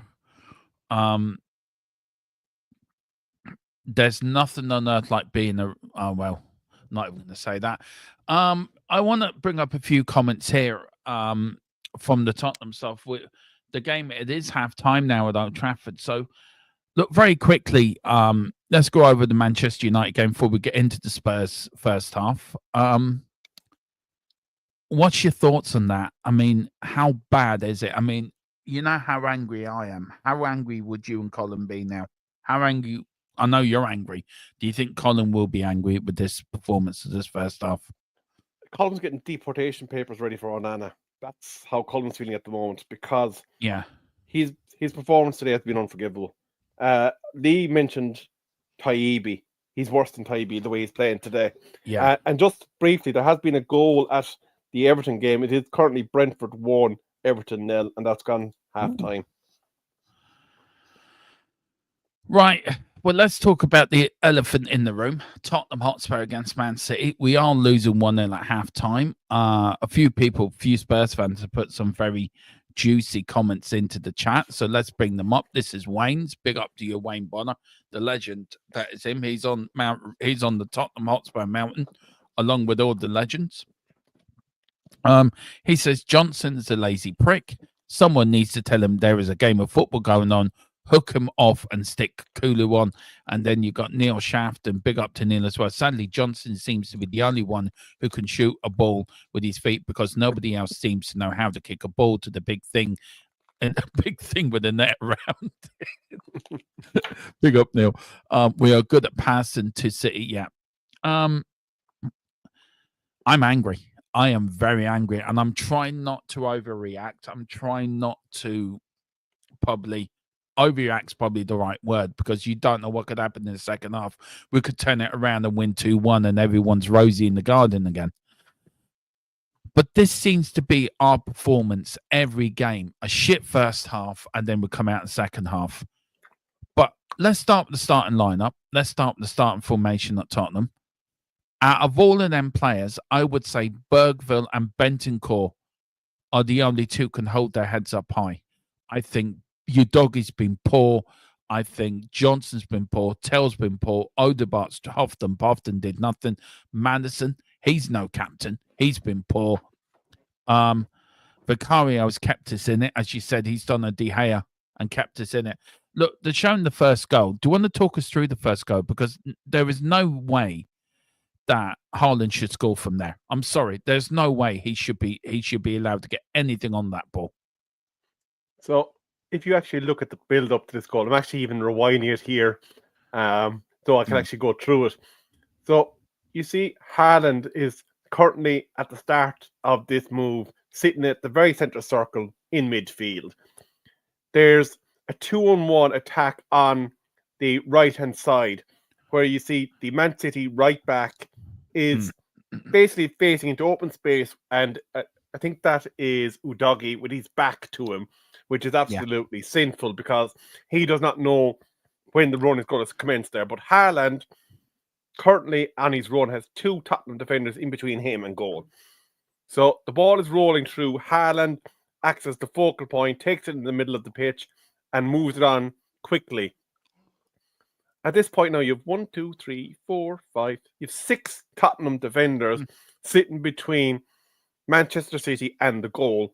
Haaland is behind all 6 of those at this juncture.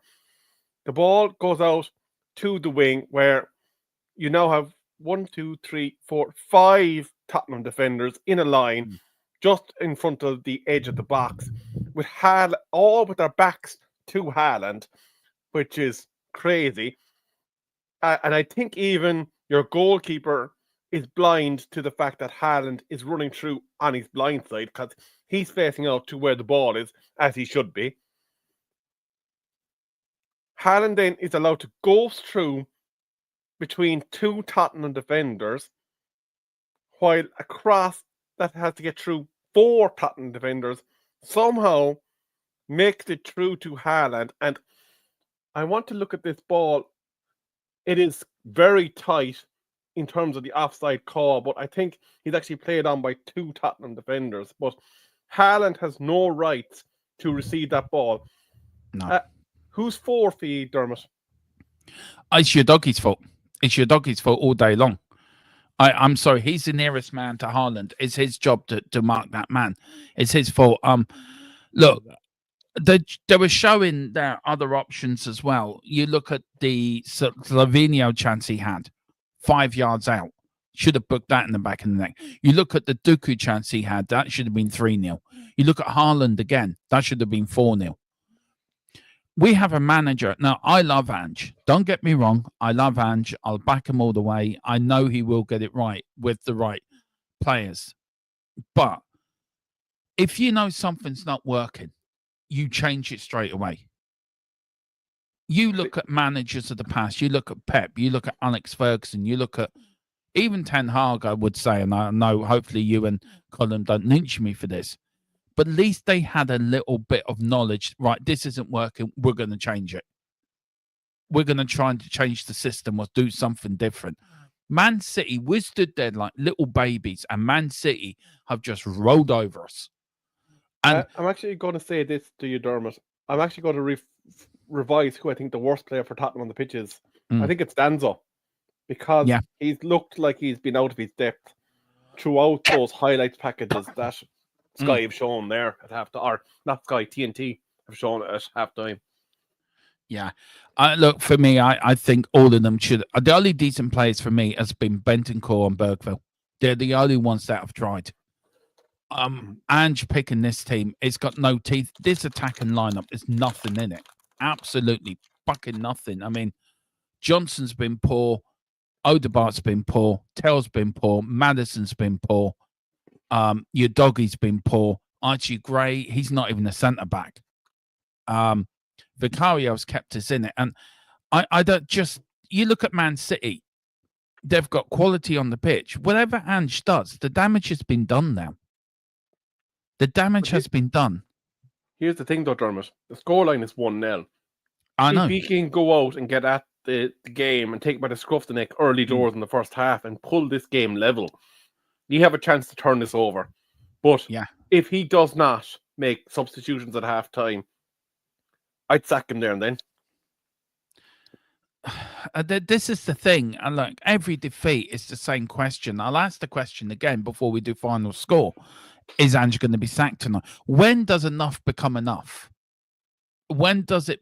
I mean, we're going to discuss this tomorrow night about owners and managers as well. I think one of the talking points I got for tomorrow night is about owners and the Glazers and Ineos and your disastrous way of the way you did with Ten Hag in the summer, and now Levy with Ange Postecoglou.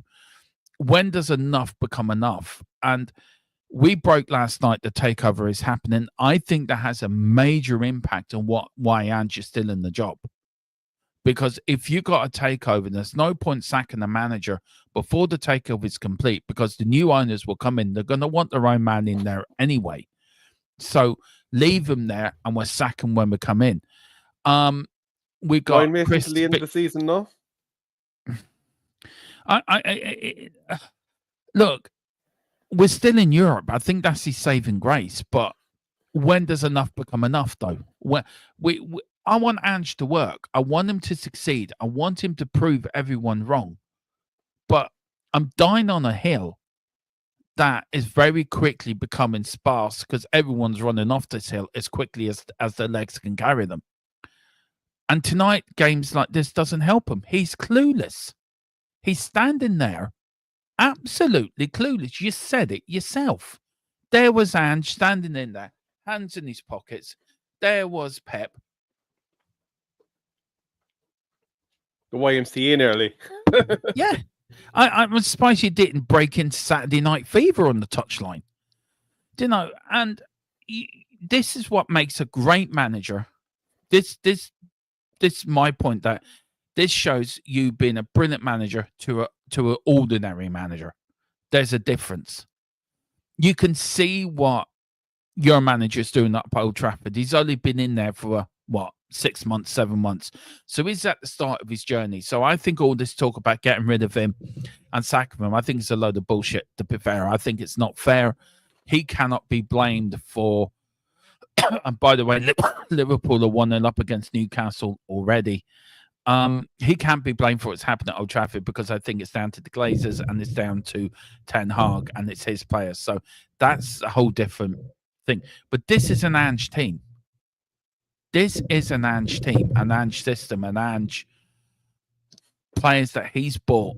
And again, it goes back to he wasn't backed in the summer. He wasn't backed in January. And this is the fall short of it.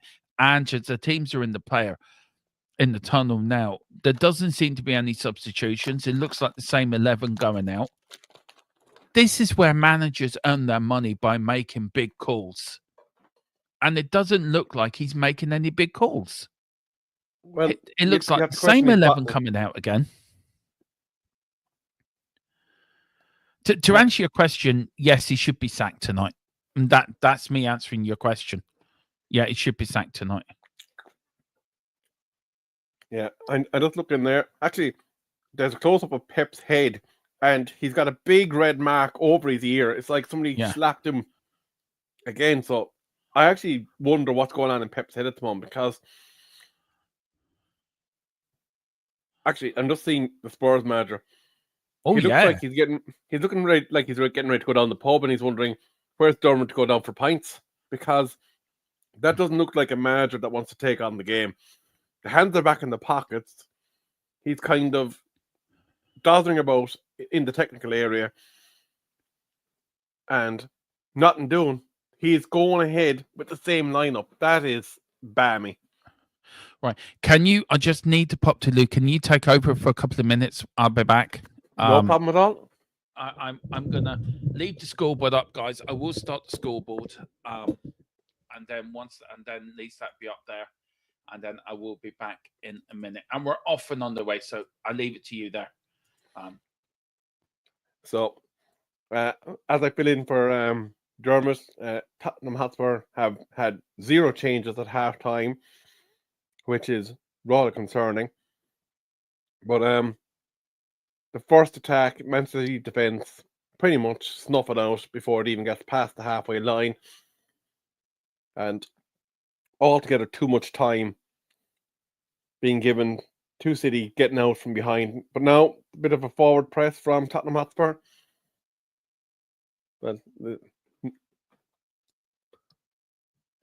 And City receiving the ball from the throw-in. Tottenham with it back. But that's a careless back pass that Tottenham have been put under pressure. Apologies now for the poor commentary. Tottenham have the ball in their own half. City pressing forward, making it difficult for Tottenham to develop the attack, and it's back with Vicario, who's looking for an option. Ball is still at the feet of Vicario in the Tottenham box. Good, decent ball, but doesn't beat the defender. Tottenham do seem to be hunting possibility of an attack developing here. Tottenham moving forward into the box, into the truth. Goes down looking for the penalty, but not given. I don't believe there was enough contact there to warrant a decision from the referee. I'd imagine VAR will let us know if there's anything to come from it. But Tottenham now back with the ball they were back with the ball in their own half, but City have stolen it from them and are now trying to develop an attack. 2 Tottenham defenders, and Salvino's gotten past both of them. What's going on here with Tottenham and their defence? They have recovered well, so they can be thankful for that, but that was in the moment there for the faithful at the lane. City with another ball through. Haaland waiting for it in the centre of the box, but it goes past them all and over to the other side, where Jeremy Dorgu has plenty of time to try and cultivate yet another City attack. And Spurs are slowly pushing them out, so the danger seems to have passed for the time being. But concerning here for Tottenham, in that they haven't managed to establish themselves early doors here in this second half. And City have been given a lot of time to try and reimpose themselves on this game.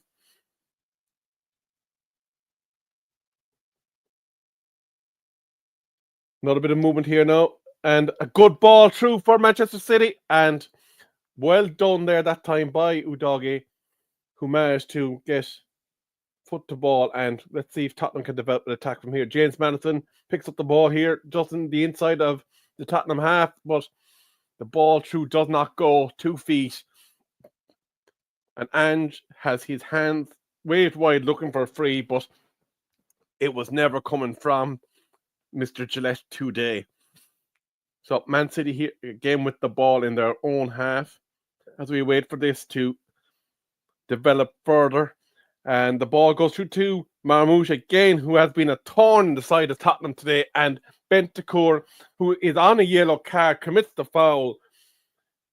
Bentancur is going to have to be careful in this game because he is going to make the referee make a decision if he has another foul. Not too much in it, but when you're on a yellow card, you're going to need to be a bit more aware of what is going on. 835 of you in the chat. You're very welcome to Tottenham Hotspur Till I Die. It is Manchester City free kick here with 49 minutes, 36 seconds of the first half elapsed. But Bentancur, unfortunate that the referee did not reach for that second yellow card. He is going to have to be careful now. How we start the second half? I take it no substitutions. No substitutions. City have had your ears pinned back. Bentancur had to make another intervention, which could have caused him to get a second yellow. So he is now very firmly in the referee's notebook. I'd imagine another foul will see him dismissed. So it might force Ange to make a decision on whether he can afford to leave him out there, because it is very early doors in the second half. If we concede another here, I think it's game over. And then it's just how many City have scored to prepare. Free kick comes in, header out, flick on by Johnson. Here's Doku now. It's been a thorn in Tottenham's side. Here is Doku now. Trying to shoot.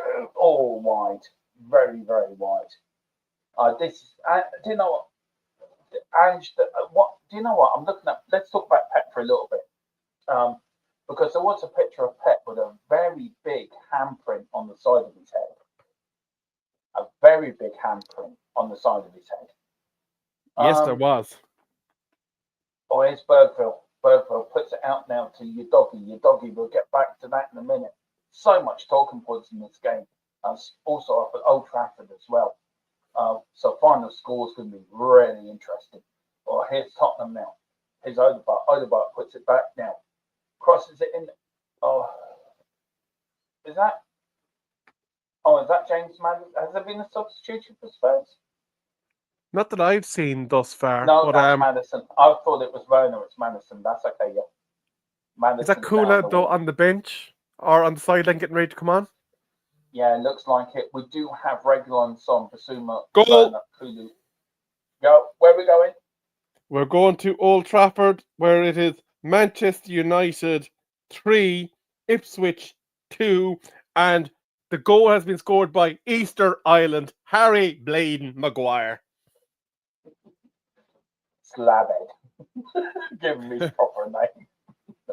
Would you care to speculate as to whose paw that is on the side of Pep's head? Haaland.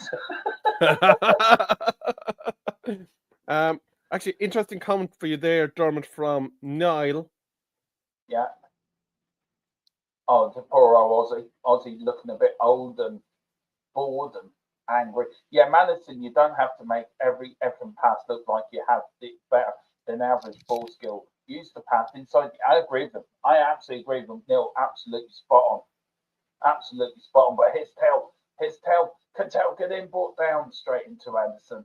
Edison's had a good game, actually. And for us saying he was the weak link of the Manchester City defence, he's proved absolutely the other now. He's been outstanding.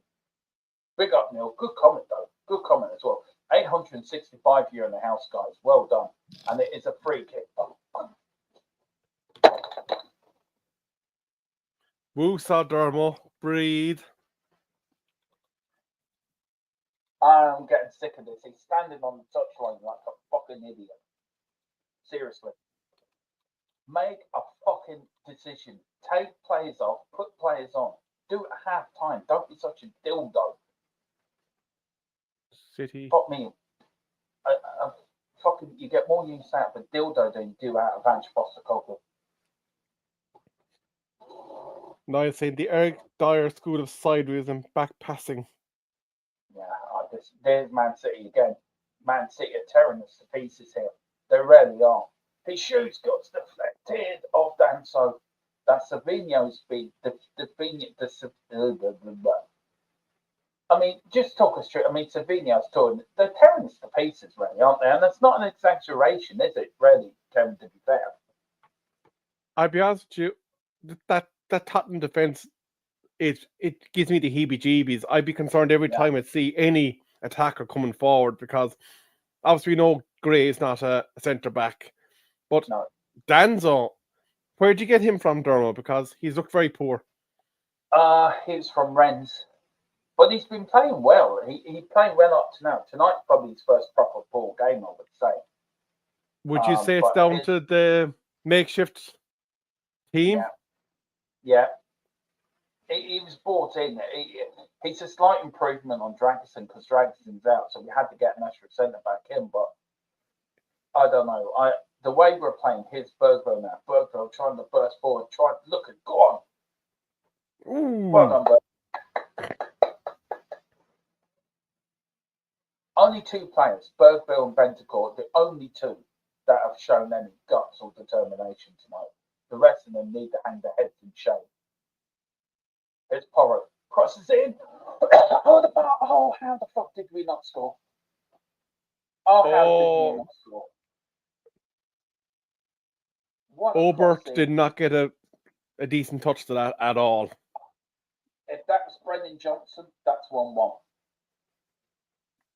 I'm telling you now, if that was Brendan Johnson on that side, that's 1-1. Oh, he missed an open goal as well.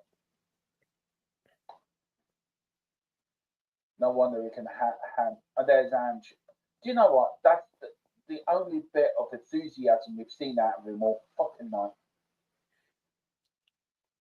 And yet, there's still no sign of a change, which concerns me. Yeah, it concerns me as well. Look, we are going to talk about this tonight, and we will talk about it more tomorrow. Could Ange be sacked tonight? I mean, if you're Daniel Levy and you're watching this, what do you do as chairman? Do you have to bite the bullet somewhere along the line? Well, you're going to have to, haven't you? I suppose the question is the Europa League basically the hill that he'll die on? And if he goes out of the Europa League, will that be the one that causes him to decent ball in there by Spurs, but it's getting to the point where you have to wonder if he's the man to, like Maddison there, like he absolutely headless. I might be slightly ahead of you actually here on this, but I'm looking here. Oh, good save, Edison. Oh, should have scored. Oh, for fuck's sake! Oh, I'm sorry. That's it, Madison booking. Did you see it? He had a full wrap a la rugby tackle there. Yeah. Like, that was clueless from Madison. Like, he's no captain. He is no captain. I've asked the question to my source. I just said to him, it's a stupid question, I know. But this is a shit show. This isn't that. He's no captain either, Kevin. He's no captain at all, man. He's even your worst Man United player are probably a better captain than we've got. I mean, we're getting out jump, we're getting out fought. I mean, oh, for fuck's sake. Like, Dermot, I wasn't the biggest fan of Harry Maguire as captain of Manchester United, but yeah, he seemed more equipped than Maddison, I'll be honest with you. Does that sound better, man? Slightly, yeah. You're still slightly away from the mic, or as if you were away from the mic, I should say. Yeah.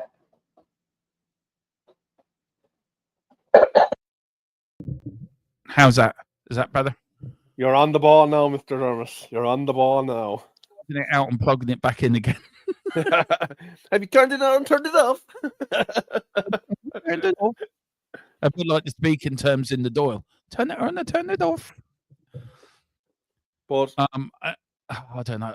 Big up to Carl. It says, this is what pisses me off from Ange. This wasn't working in the first half.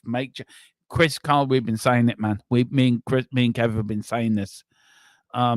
Is he digging his own grave? Is he that stubborn? This will work. I want to be proven right. This will work.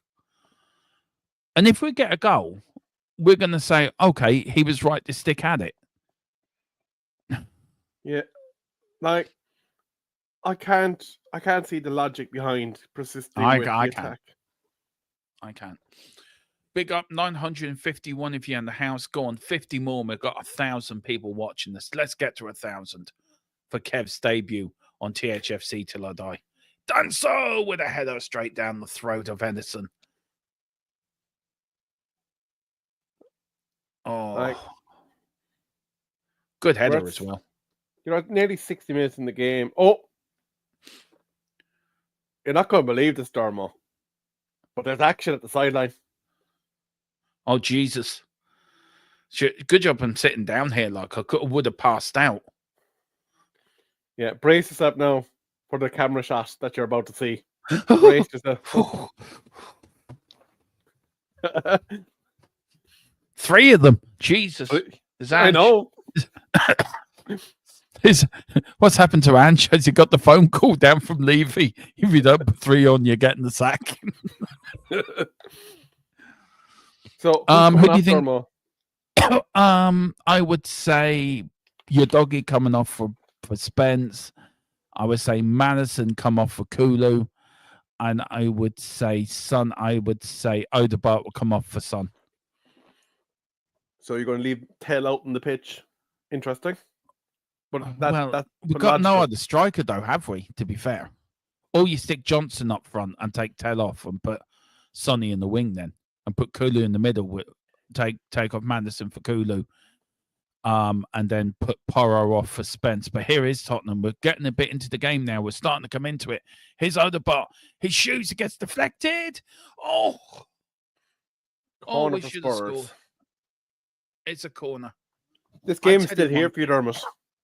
The game is there to be won still. We can get a point out of this. I tell you who's impressed me actually second half has been Odegaard. At least he's tried. He's coming off now, I think. Here's Porro. All in from Porro. Yeah. Archie Gray's up. Bergville's up. There's Haaland marshalling the Manchester City defence. Done so while my Qatar gently weeps. I like that. Big up to you. Big up to you, Neil. Don't tell him. Oh, Bergville's gone down in the middle of there. Now, Bergville was pushed down. Was that a penalty? No, says the referee. He's not going to VAR. Let's see what happens here. I'm sorry, that's a penalty. Sorry. That should be a penalty. I don't know what you think, but that should go to VAR. That should be a penalty. Well, you'd imagine VR were actively checking all situations, so let's have another. I do love Pep's, enthusiasm. Like, I do love it though, to be fair to him. Well, he was down his knee having a little prayer there a second ago. For fuck's sake.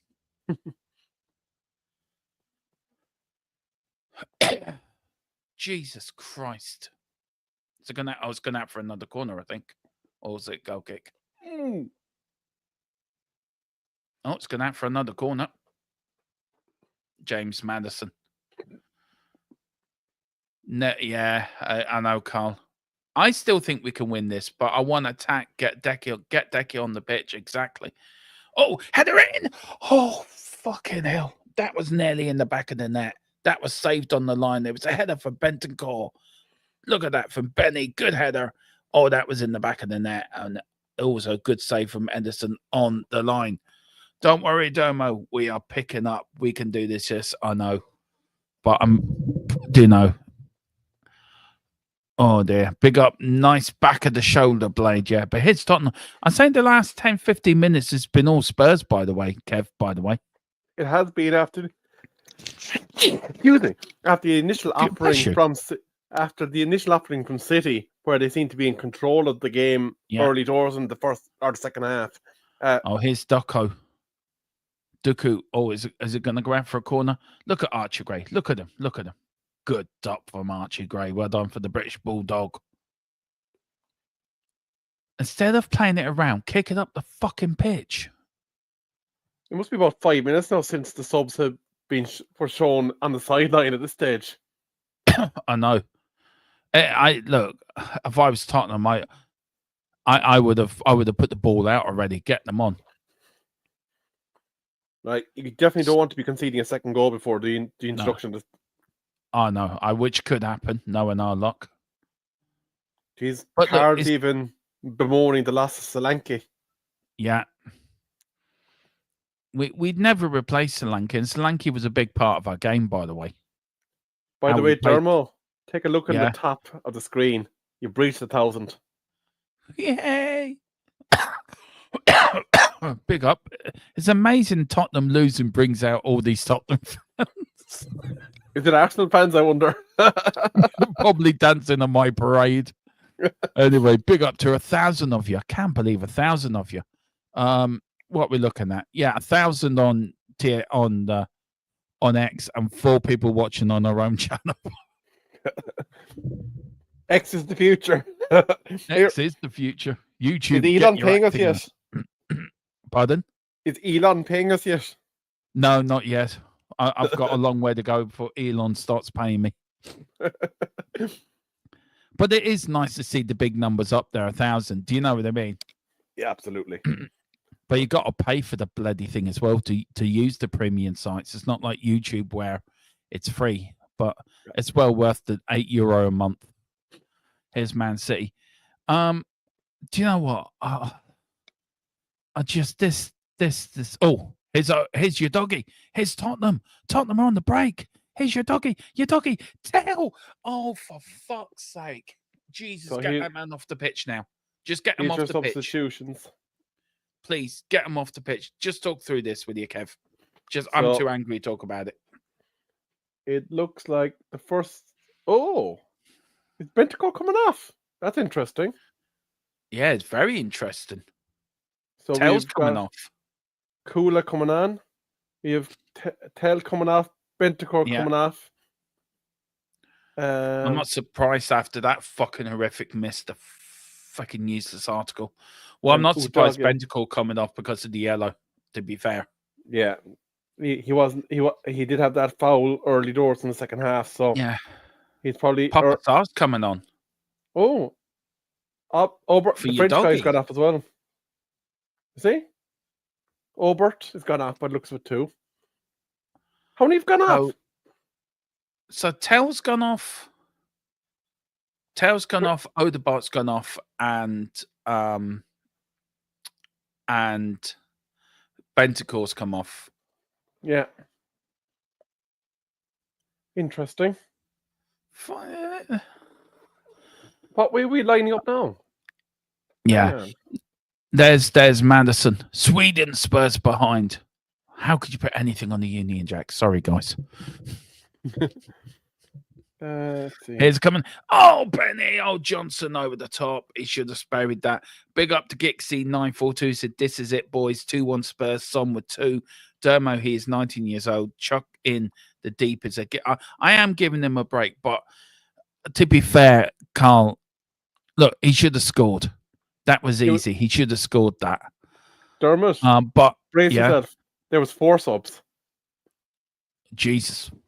So Spence for a doggy, Son for Obert, Yeah. Cooley for Tell, and Papasar Go for on, Jedi. Bentacore.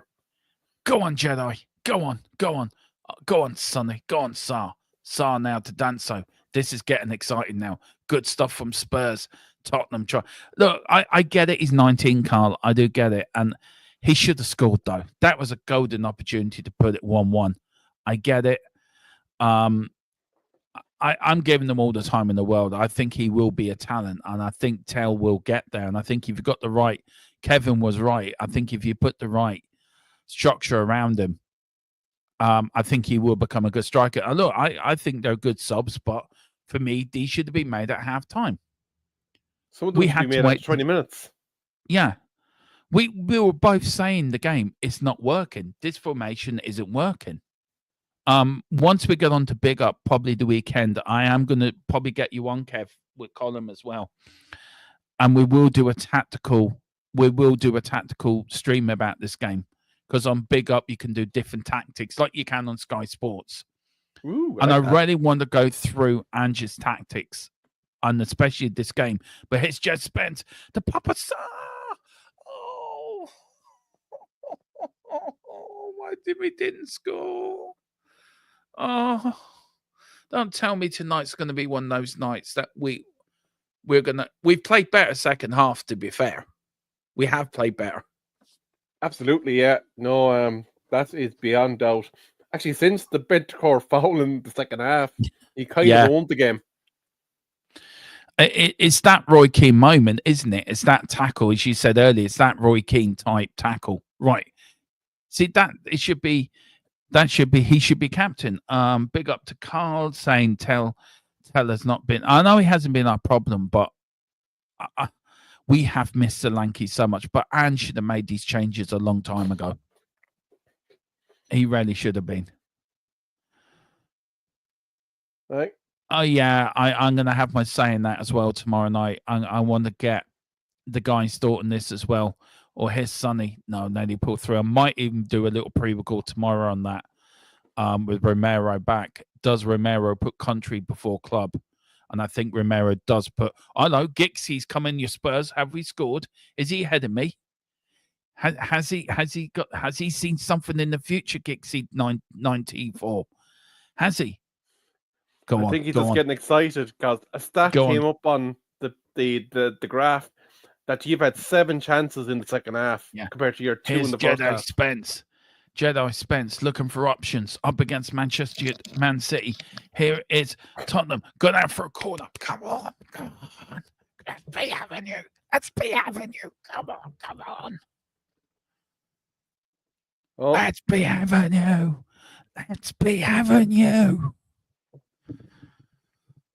I'm finding my inner Delia Smith. There's a look of bewilderment at Old Trafford. Casemiro's coming on, and Xerxes wondering, okay, what's the call? Because nobody's communicating what the tactics are to him. But Rasmus Højlund gone off, Casemiro's on, so old man Cass to see us out, hopefully. Lovely crossfield ball. We all know City have not turned up. This is what scares me, though. I hope City don't hit us on the break. Oh, well done from Papa Sarr. See, this works, Kev. This works. This formation is working. This is what we should have started with. I'm sorry. It's not just your formation, though. It's also the personnel that are on the pitch. Yeah. Makes more sense. It does. Here's Sonny. Obviously, with the exception of Bentancur, who probably would have been better in the midfield, but obviously he can't. Good stuff from Spurs here. Good build-up play as well. This is better. Oh. 17 minutes gone. Of course, next week, guys, it is a 5 o'clock kickoff for the I think it's 5 o'clock kickoff or a 5:30 kickoff for the Europa League game as well next week, guys. So we are going to be on early. We're going to be on very early next Thursday. Eid al-Kamar is a 5:45 kickoff. Oh Lord! Here's good stuff. Here and the Man United are playing at the same time, I think, as well. Are we? I'll tell you now. Yeah. Here's Jedi Spence doing a bit of Jedi magic. Here is Madison, the darts man now too. The Gazelle. Yes, we are. And here's the Spanish Matade de Kulu, the 60 ginger from Sweden, looking to get something back. He gets a free kick. Referee blowing his whistle. Hang on there, lads. I need a shave because I'm the best that you can get. Apparently. Is it me or does Phil Foden look like he's 12? Yeah, it looks like he's just become a teenager. And that he's been told off by his dad because he hasn't done his job correctly. Like Pep's like, you should have done this now. You should have done that.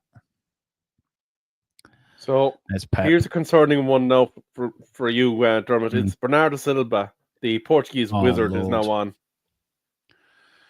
Do you know what? I have to say I do have a grudgingly respect for Pep.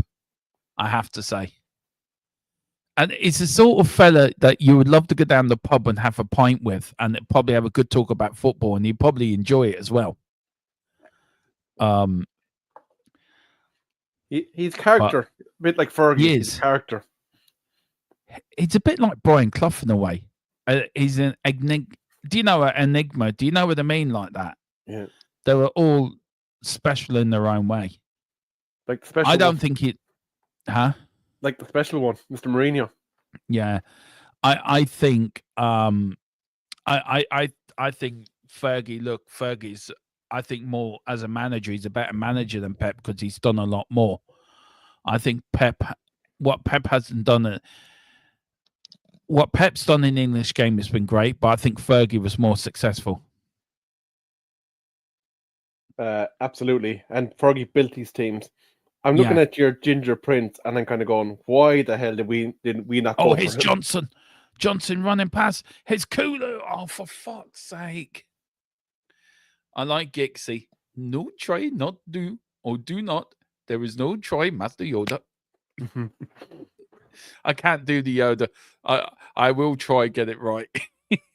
Do not. There is no try. That's it. Where's that going out of? Oh dear. Big up Gixie. I love our community. We have a great community here.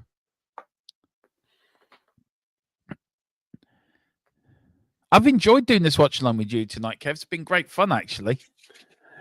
Well, we were both wallowing in disappointment early doors, so we were. You're not. I'm still am. I'm not counting my chickens.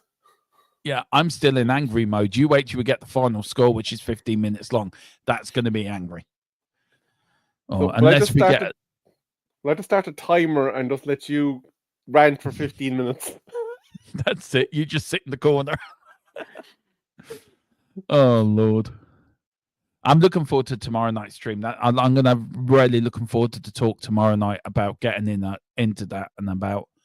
It'd be nice to get in depth about these takeovers and takeovers of the past and what they are now, and especially with the way the Tottenham are and Man United are, and the difference of where we are, and we want our owners out for two completely different reasons.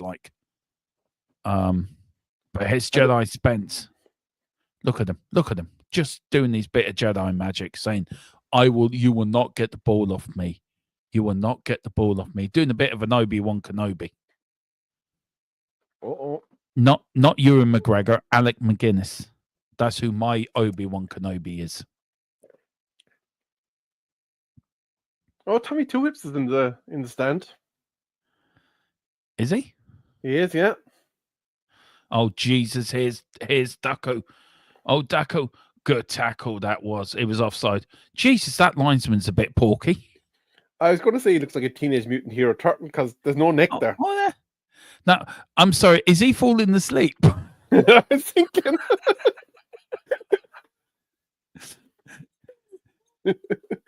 Is he really struggling to stay awake? Let's just think about it here for a second. How many English players are on the field that he'd actually be reasonably considering to take into an England squad? 2. Jed Spence. I like. Oh Jesus Christ, we're really desperate. Oh, we're really desperate. Who did you just see? Because I missed that. Timo Werner's coming on. We're really depth the bottom of the barrel now. Yeah. I'm just waiting now for Timo to score the equaliser and you'll be kissing his feet. I won't be kissing no one's feet. I would have bought on Dean Scarlett, actually, to be fair. But anyway, let you know the score lines in all the other games. Yeah, just go through them, actually. Yeah, sorry, Kev. It's still 3-2 to Manchester United. It is still 1-0 to Ford. Nottingham Forest and Arsenal are still scoreless, and just coming up to half time, it is still Liverpool 1, Newcastle 0, Szoboszlai with the goal there. And at the moment, the possession stakes in your London rivals, Arsenal have 65% of the ball. They've had 11 shots, and guess how many of them have been on target, Dermot? One. One. So they couldn't hit the flies off of Cameron's arse. And they needed a striker. There you go. I'll take her out. Oh, God. Carl, how do you feel about Werner and the dance floor coming on? I mean, I never thought I'd be saying that again. Werner and dance floor. We've played better the second half, I have to say. It's been more of an even game second half. City haven't had that many chances, but Pep looks angry. He does look angry. He's got a red face in him. He should leave the old tomato ketchup alone. Yeah, I have a funny feeling that Haaland might be beating him again tonight. Yeah. Do you reckon it is hard on giving him an old kicking in the dressing room, like? Well, he does come across as the kind of lad that would be kind of saying, "Sorted out here. We're playing like donkey water." Oh, is Sonny going to get there now? Yeah. I mean, there was talk over the weekend that there was some talk about him being asked to leave the club after they lost to Liverpool, but you'd be mental to get rid of Pep, to be fair. I think Haaland's a moaning mini, actually, to be fair.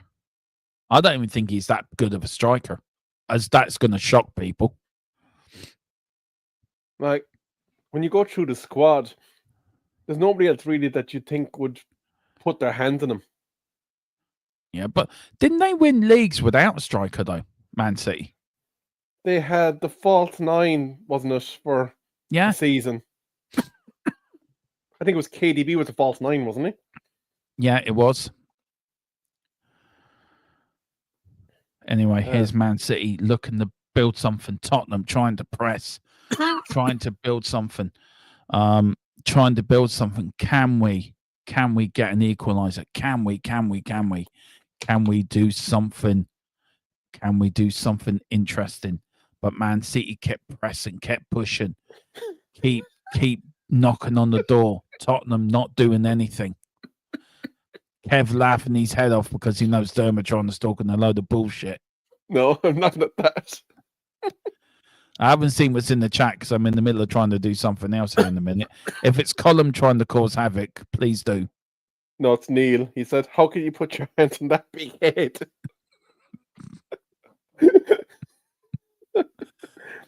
Oh, I don't know. Kane is better than... Yeah, he is better. I think Harry Kane's better. Oh, look at Jedi Spence. Just pushed over Foden there. This game's flown by, actually, to be fair. I just like to point out I take Rooney over both them. In his prime. Oh, Jesus Christ. He took Madison off for fucking one useless article for another useless article. Who's got the ban now, Ange doesn't want to... Ange doesn't want to win this game. Yeah. And the 12-year-old now standing over the ball. Yeah. Here comes Timo, the I'll miss everything Werner. Look at him, he's all happy. I'm playing again, I'm on the pitch. You thought you got rid of me, but I'm here.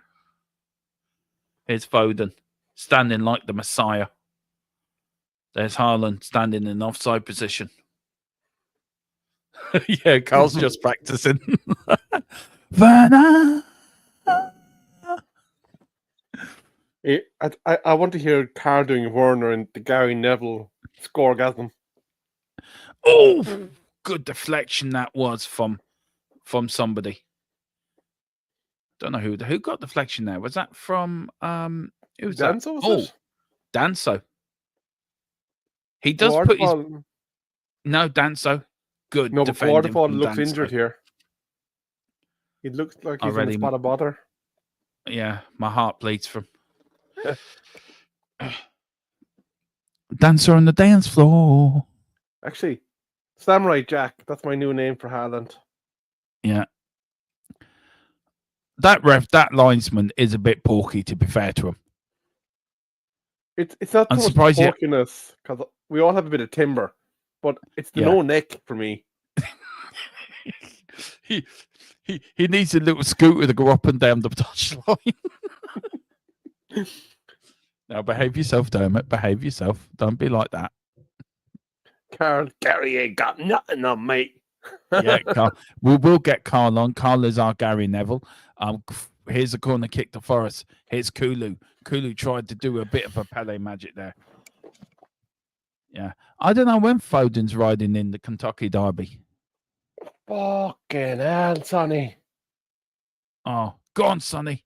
You know you can do it. Go on. Go on, Johnson. Take on your man. That's it. You know what you're doing. You know what you're doing. Sonny! Oh, please tell me that should have been in the back of the net.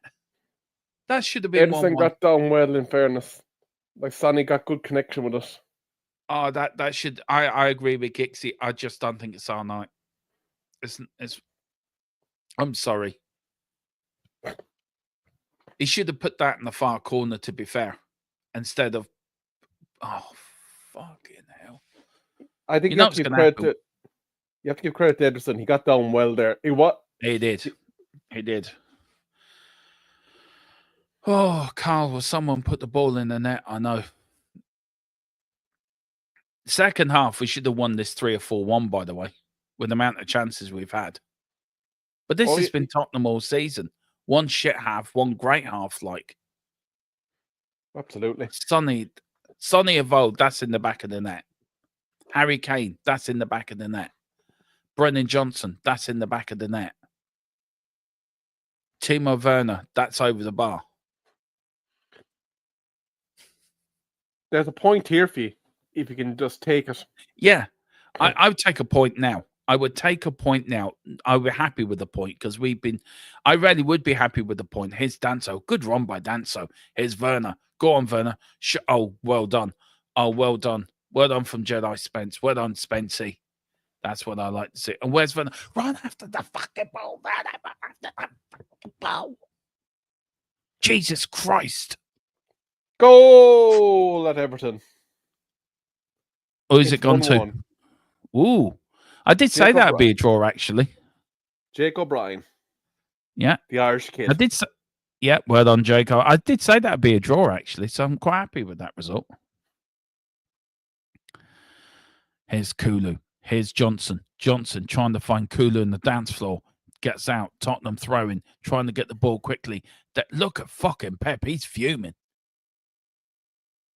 He's lost the plot. Somebody's going to get a beat. For no one. Thanks, Carl.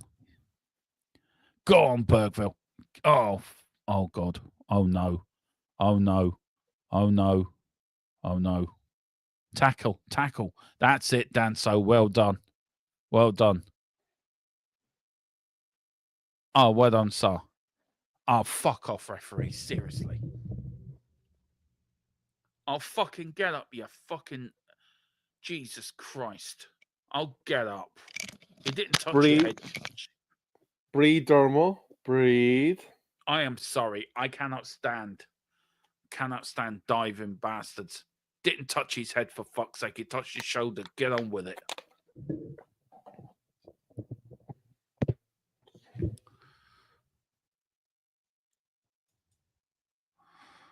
Ooh, ba ba ba ba ba ba ba ba. Three, the running rough shot over. Shit. There's Ange doing what Ange does brilliantly. Do you know, he'd make a good Del Boy trotter, and he actually would. He would make a good signpost as well. Ooh.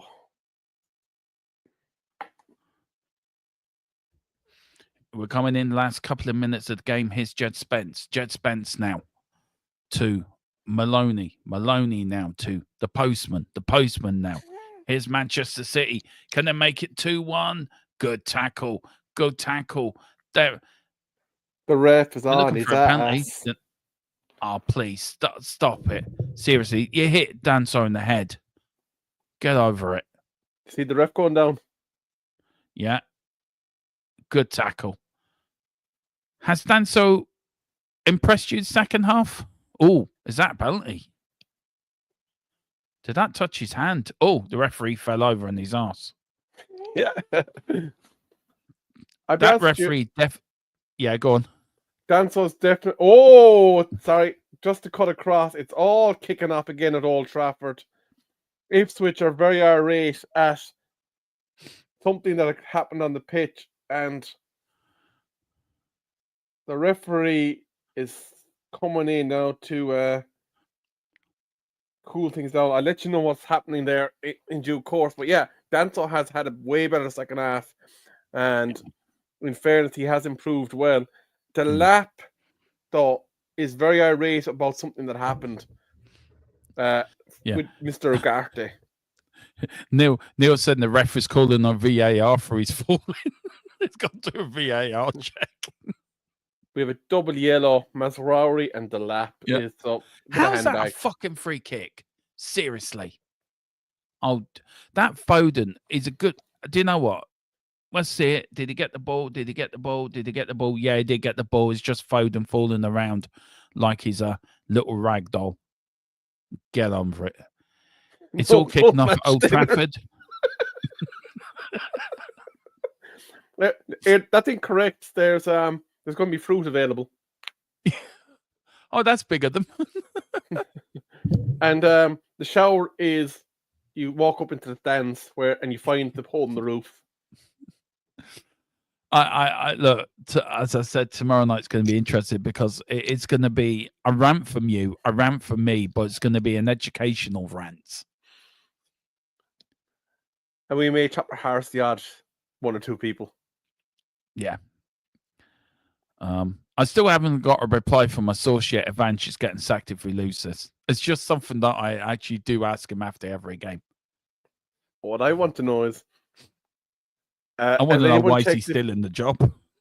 I want to know is Colin still alive, because apart from his basically firing of Onana from a turret, he's been very quiet since. Bless him. He's very tired as well. God love him. He's been working very hard. 4 minutes time added on. Oh, let's see. I'll give you a few minutes. Oh, I was going to say I'll give you a few minutes to pick a player of the match, but I couldn't disagree. I thought Daku's actually been the best player on the pitch, actually, to be fair. Oh, for fuck's sake. Can this game just finish now so I can get over and done with? It looks like Arsenal are about to drop more points. Oh. As they cannot find a way through the Forest defence. Well, at least that's one good thing, that Arsenal were losing or drawing or whatever. But anyway, it's Tottenham. Here's Sonny. Oh, here's Kulu. Kulu on the break. Good tackle. But Tottenham now putting the pressure on. 3 minutes to go. Come on. Surely. Go on, Dancer. You know you want to do, son. Here's Sarr. Sarr now. Sarr puts it out to Werner. Werner looking for options. Sarr. Werner doing what fucking Werner does well. Ballses it up. Here's Bergville. Good tackle from Bergville. Who's Kulu? Manchester City trying to get it in. Here's Archie Gray. Go on, Gray. Good tackle. Through Pep's legs. Look at that for a bit of skill. Look at that. That was a bit of skill. Now he's on his arse because he's got a bit of cramp. Pep's excited because he got nutmegged. You know, you got Sonny saying to him, come on, get up. That's it, get up here, Pedro. Come on, get up. I'm going to say this to you, Dermot, and I'm looking at the mannerisms of your manager, and he's got the same forlorn look about him as Ten Hag did at the end of his stint. I just don't know.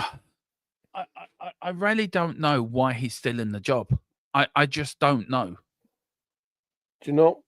He's like that pony that knows that his leg is broken and that the shotgun is coming, but he doesn't know when they're going to load it up and put him out of his misery. Yeah, I know. I agree with you. Look, second half, it's been a good performance by Spurs. It's been a far better performance second half. Really has been. But I am sorry. I am sorry. That first half was absolutely Oh no. What's happened? I'll wait for you. Oh no, I just don't like the look of this. I don't like the look of this. Here's Haaland. Here's Haaland. Here's Haaland. Here's Haaland. Here's Haaland. Fuck off. Seriously. Fuck off. Just fuck off. Seriously. Just go. Fuck off. What's Ange doing? Praying to the fucking Haaland club. Now, has it been given? Or is it going to be chalked off? Oh, it's been chalked off. Is it? I think. Let's see. Don't go That came yet, off his Carl. hand. That came off his hand. It did come off his hand. That should be chalked off. That should be chalked. If there's any justice in the world, that should be chalked off. There's no way That that come should off his stand. hand. I'm sorry, that come off his hand. Let's see. Yeah, that come off his hand. I'm sorry. That should be no goal. That should be no goal whatsoever. VAR check is official. Are they giving it? There's a check. So Oh, good. Good. I hope they're going to check it off the fucking lanky git. He's done. Big up to Tequila who's in the house. Big up, man. I hope you're well. Hope you're okay, brother. Tottenham do not deserve this. They've been absolutely... Tottenham have been brilliant second half, I have to say. And I'm not just saying that, Kev. They have been brilliant second half. Once he made the changes, they've been very good. They took their chances. They should be drawing in this game. Yeah. Carl is right. We should have played like the... Oh, it came off the player's shoulder. So can you really... Oh, this is going to be controversial, whichever it looks way forearm. you look at it. And actually, it looks like it's sandwiched between Danzel's arm and Haaland's arm. Yeah. Are they looking for... Are they looking to see if Danso handled the ball? Are they looking at that as well? Well, I think Danzo's handball was as a result of the ball coming through off Haaland's. Yeah, it doesn't make a difference. We're still lost. Right.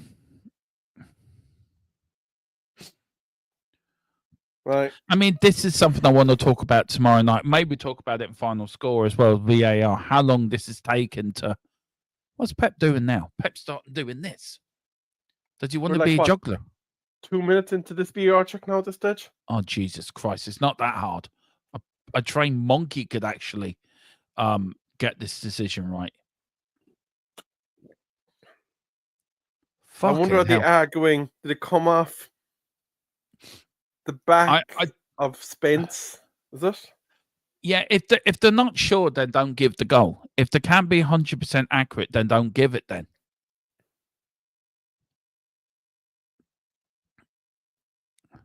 I wouldn't give it. If you're not sure, don't give the goal. 1-0. Chalked off. Yes. Come on, Tottenham. There you go. That's the inspiration we need. Can someone tell Ange he is a manager? I know, but come on, we can get an equal. We haven't. I'm sorry, I'm ahead of you, and I couldn't help but react. Have we? No, we haven't. We haven't. But what a chance! Oh, for fuck's sake, no! Oh, it should have been 1-1. That should have been 1-1. Yeah. That's... Oh, Papa Sarr, what you done, son? Oh, God, we should have scored. We've had chances in this game to really win the game. It came off Son's back, by the way. Oh, that should have been 1-1. I'm thinking he should have put a boot to it. Yeah. The way he kind of bobbled at him. Oh, cheers, tequila. Yeah. Oh, that should have been 1-1. Oh, what's he doing now? What's the ref? The closest ref you could get. What's he doing now? I don't want to see these ugly mutt on my TV. Get him off, please. It's making me want to throw up my dinner when I have it. Carl is Haaland. not a fan of Pape Sarr. Sar's been crap all season, yeah. I thought I got away without losing the plot. Thanks. Same here. And it is, guys. That is it. It's all over. Lackluster Tottenham lose again. Ange loses to Pep. Manchester get. They're still checking the handball, by the way. Manchester do get a little bit of light relief from the North London Tottenham raid. It is 5 wins and 1 defeat in favour of Tottenham. Sonny's shouting at the referee, complaining. There's players complaining at the referee. Sonny's saying, why was that? Why did it take so long? I don't know what the argument's about here. Jed Spence is getting involved. Sonny's getting involved. Bergville's just... Sonny's really angry at the referee. And there's a sign coming up on the screen. 24 years, 16 managers, 1 trophy. Yeah. Well, as you know from last night's stream, there's Pep talking to Ange. Pep is saying, I know you're going to get the sack, mate, so enjoy your retirement. Yeah, big up to that lady there in a leopard skin jacket and her leggings looking. There's Daniel Levy. What's he thinking tonight? What's his thought process? Listen, guys, we're going to end this watch along here. Do come over and join us straight away for final score. We're going to talk about this match. We're going to go over the Man United match as well. We're going to go over the Premier League as well. So very quickly, Kev, where can people find you before we jump straight over to final score and we get that show on the road? Absolutely, yeah. You can find me at Kerry_Rebel on X and then on MUFC Spotlight as well. And obviously here now as well. Yeah. Well, listen, we are going to end it here. Thank you, everyone. 1,280 of you have joined us tonight for this game. Thank you so much indeed. Really appreciate it. We're going to quickly give us about 5 minutes. I need to send a link to my co-host for tonight and tomorrow. I need to send him the link. We're on for final score. We're going to talk about Tottenham. I'm going to have my say. I'm sure Man United, Mr. Man United next to me is going to have his say, and we are going to talk about the rest of the Premier League. We're going to talk about the chances, and we are going to talk a little bit about what we're going to talk about tomorrow night, because it's going to be spicy. Right, see you in a few minutes, guys. Come on, you Spurs. I can't say it, just we love you, tequila. Eyes on the prize.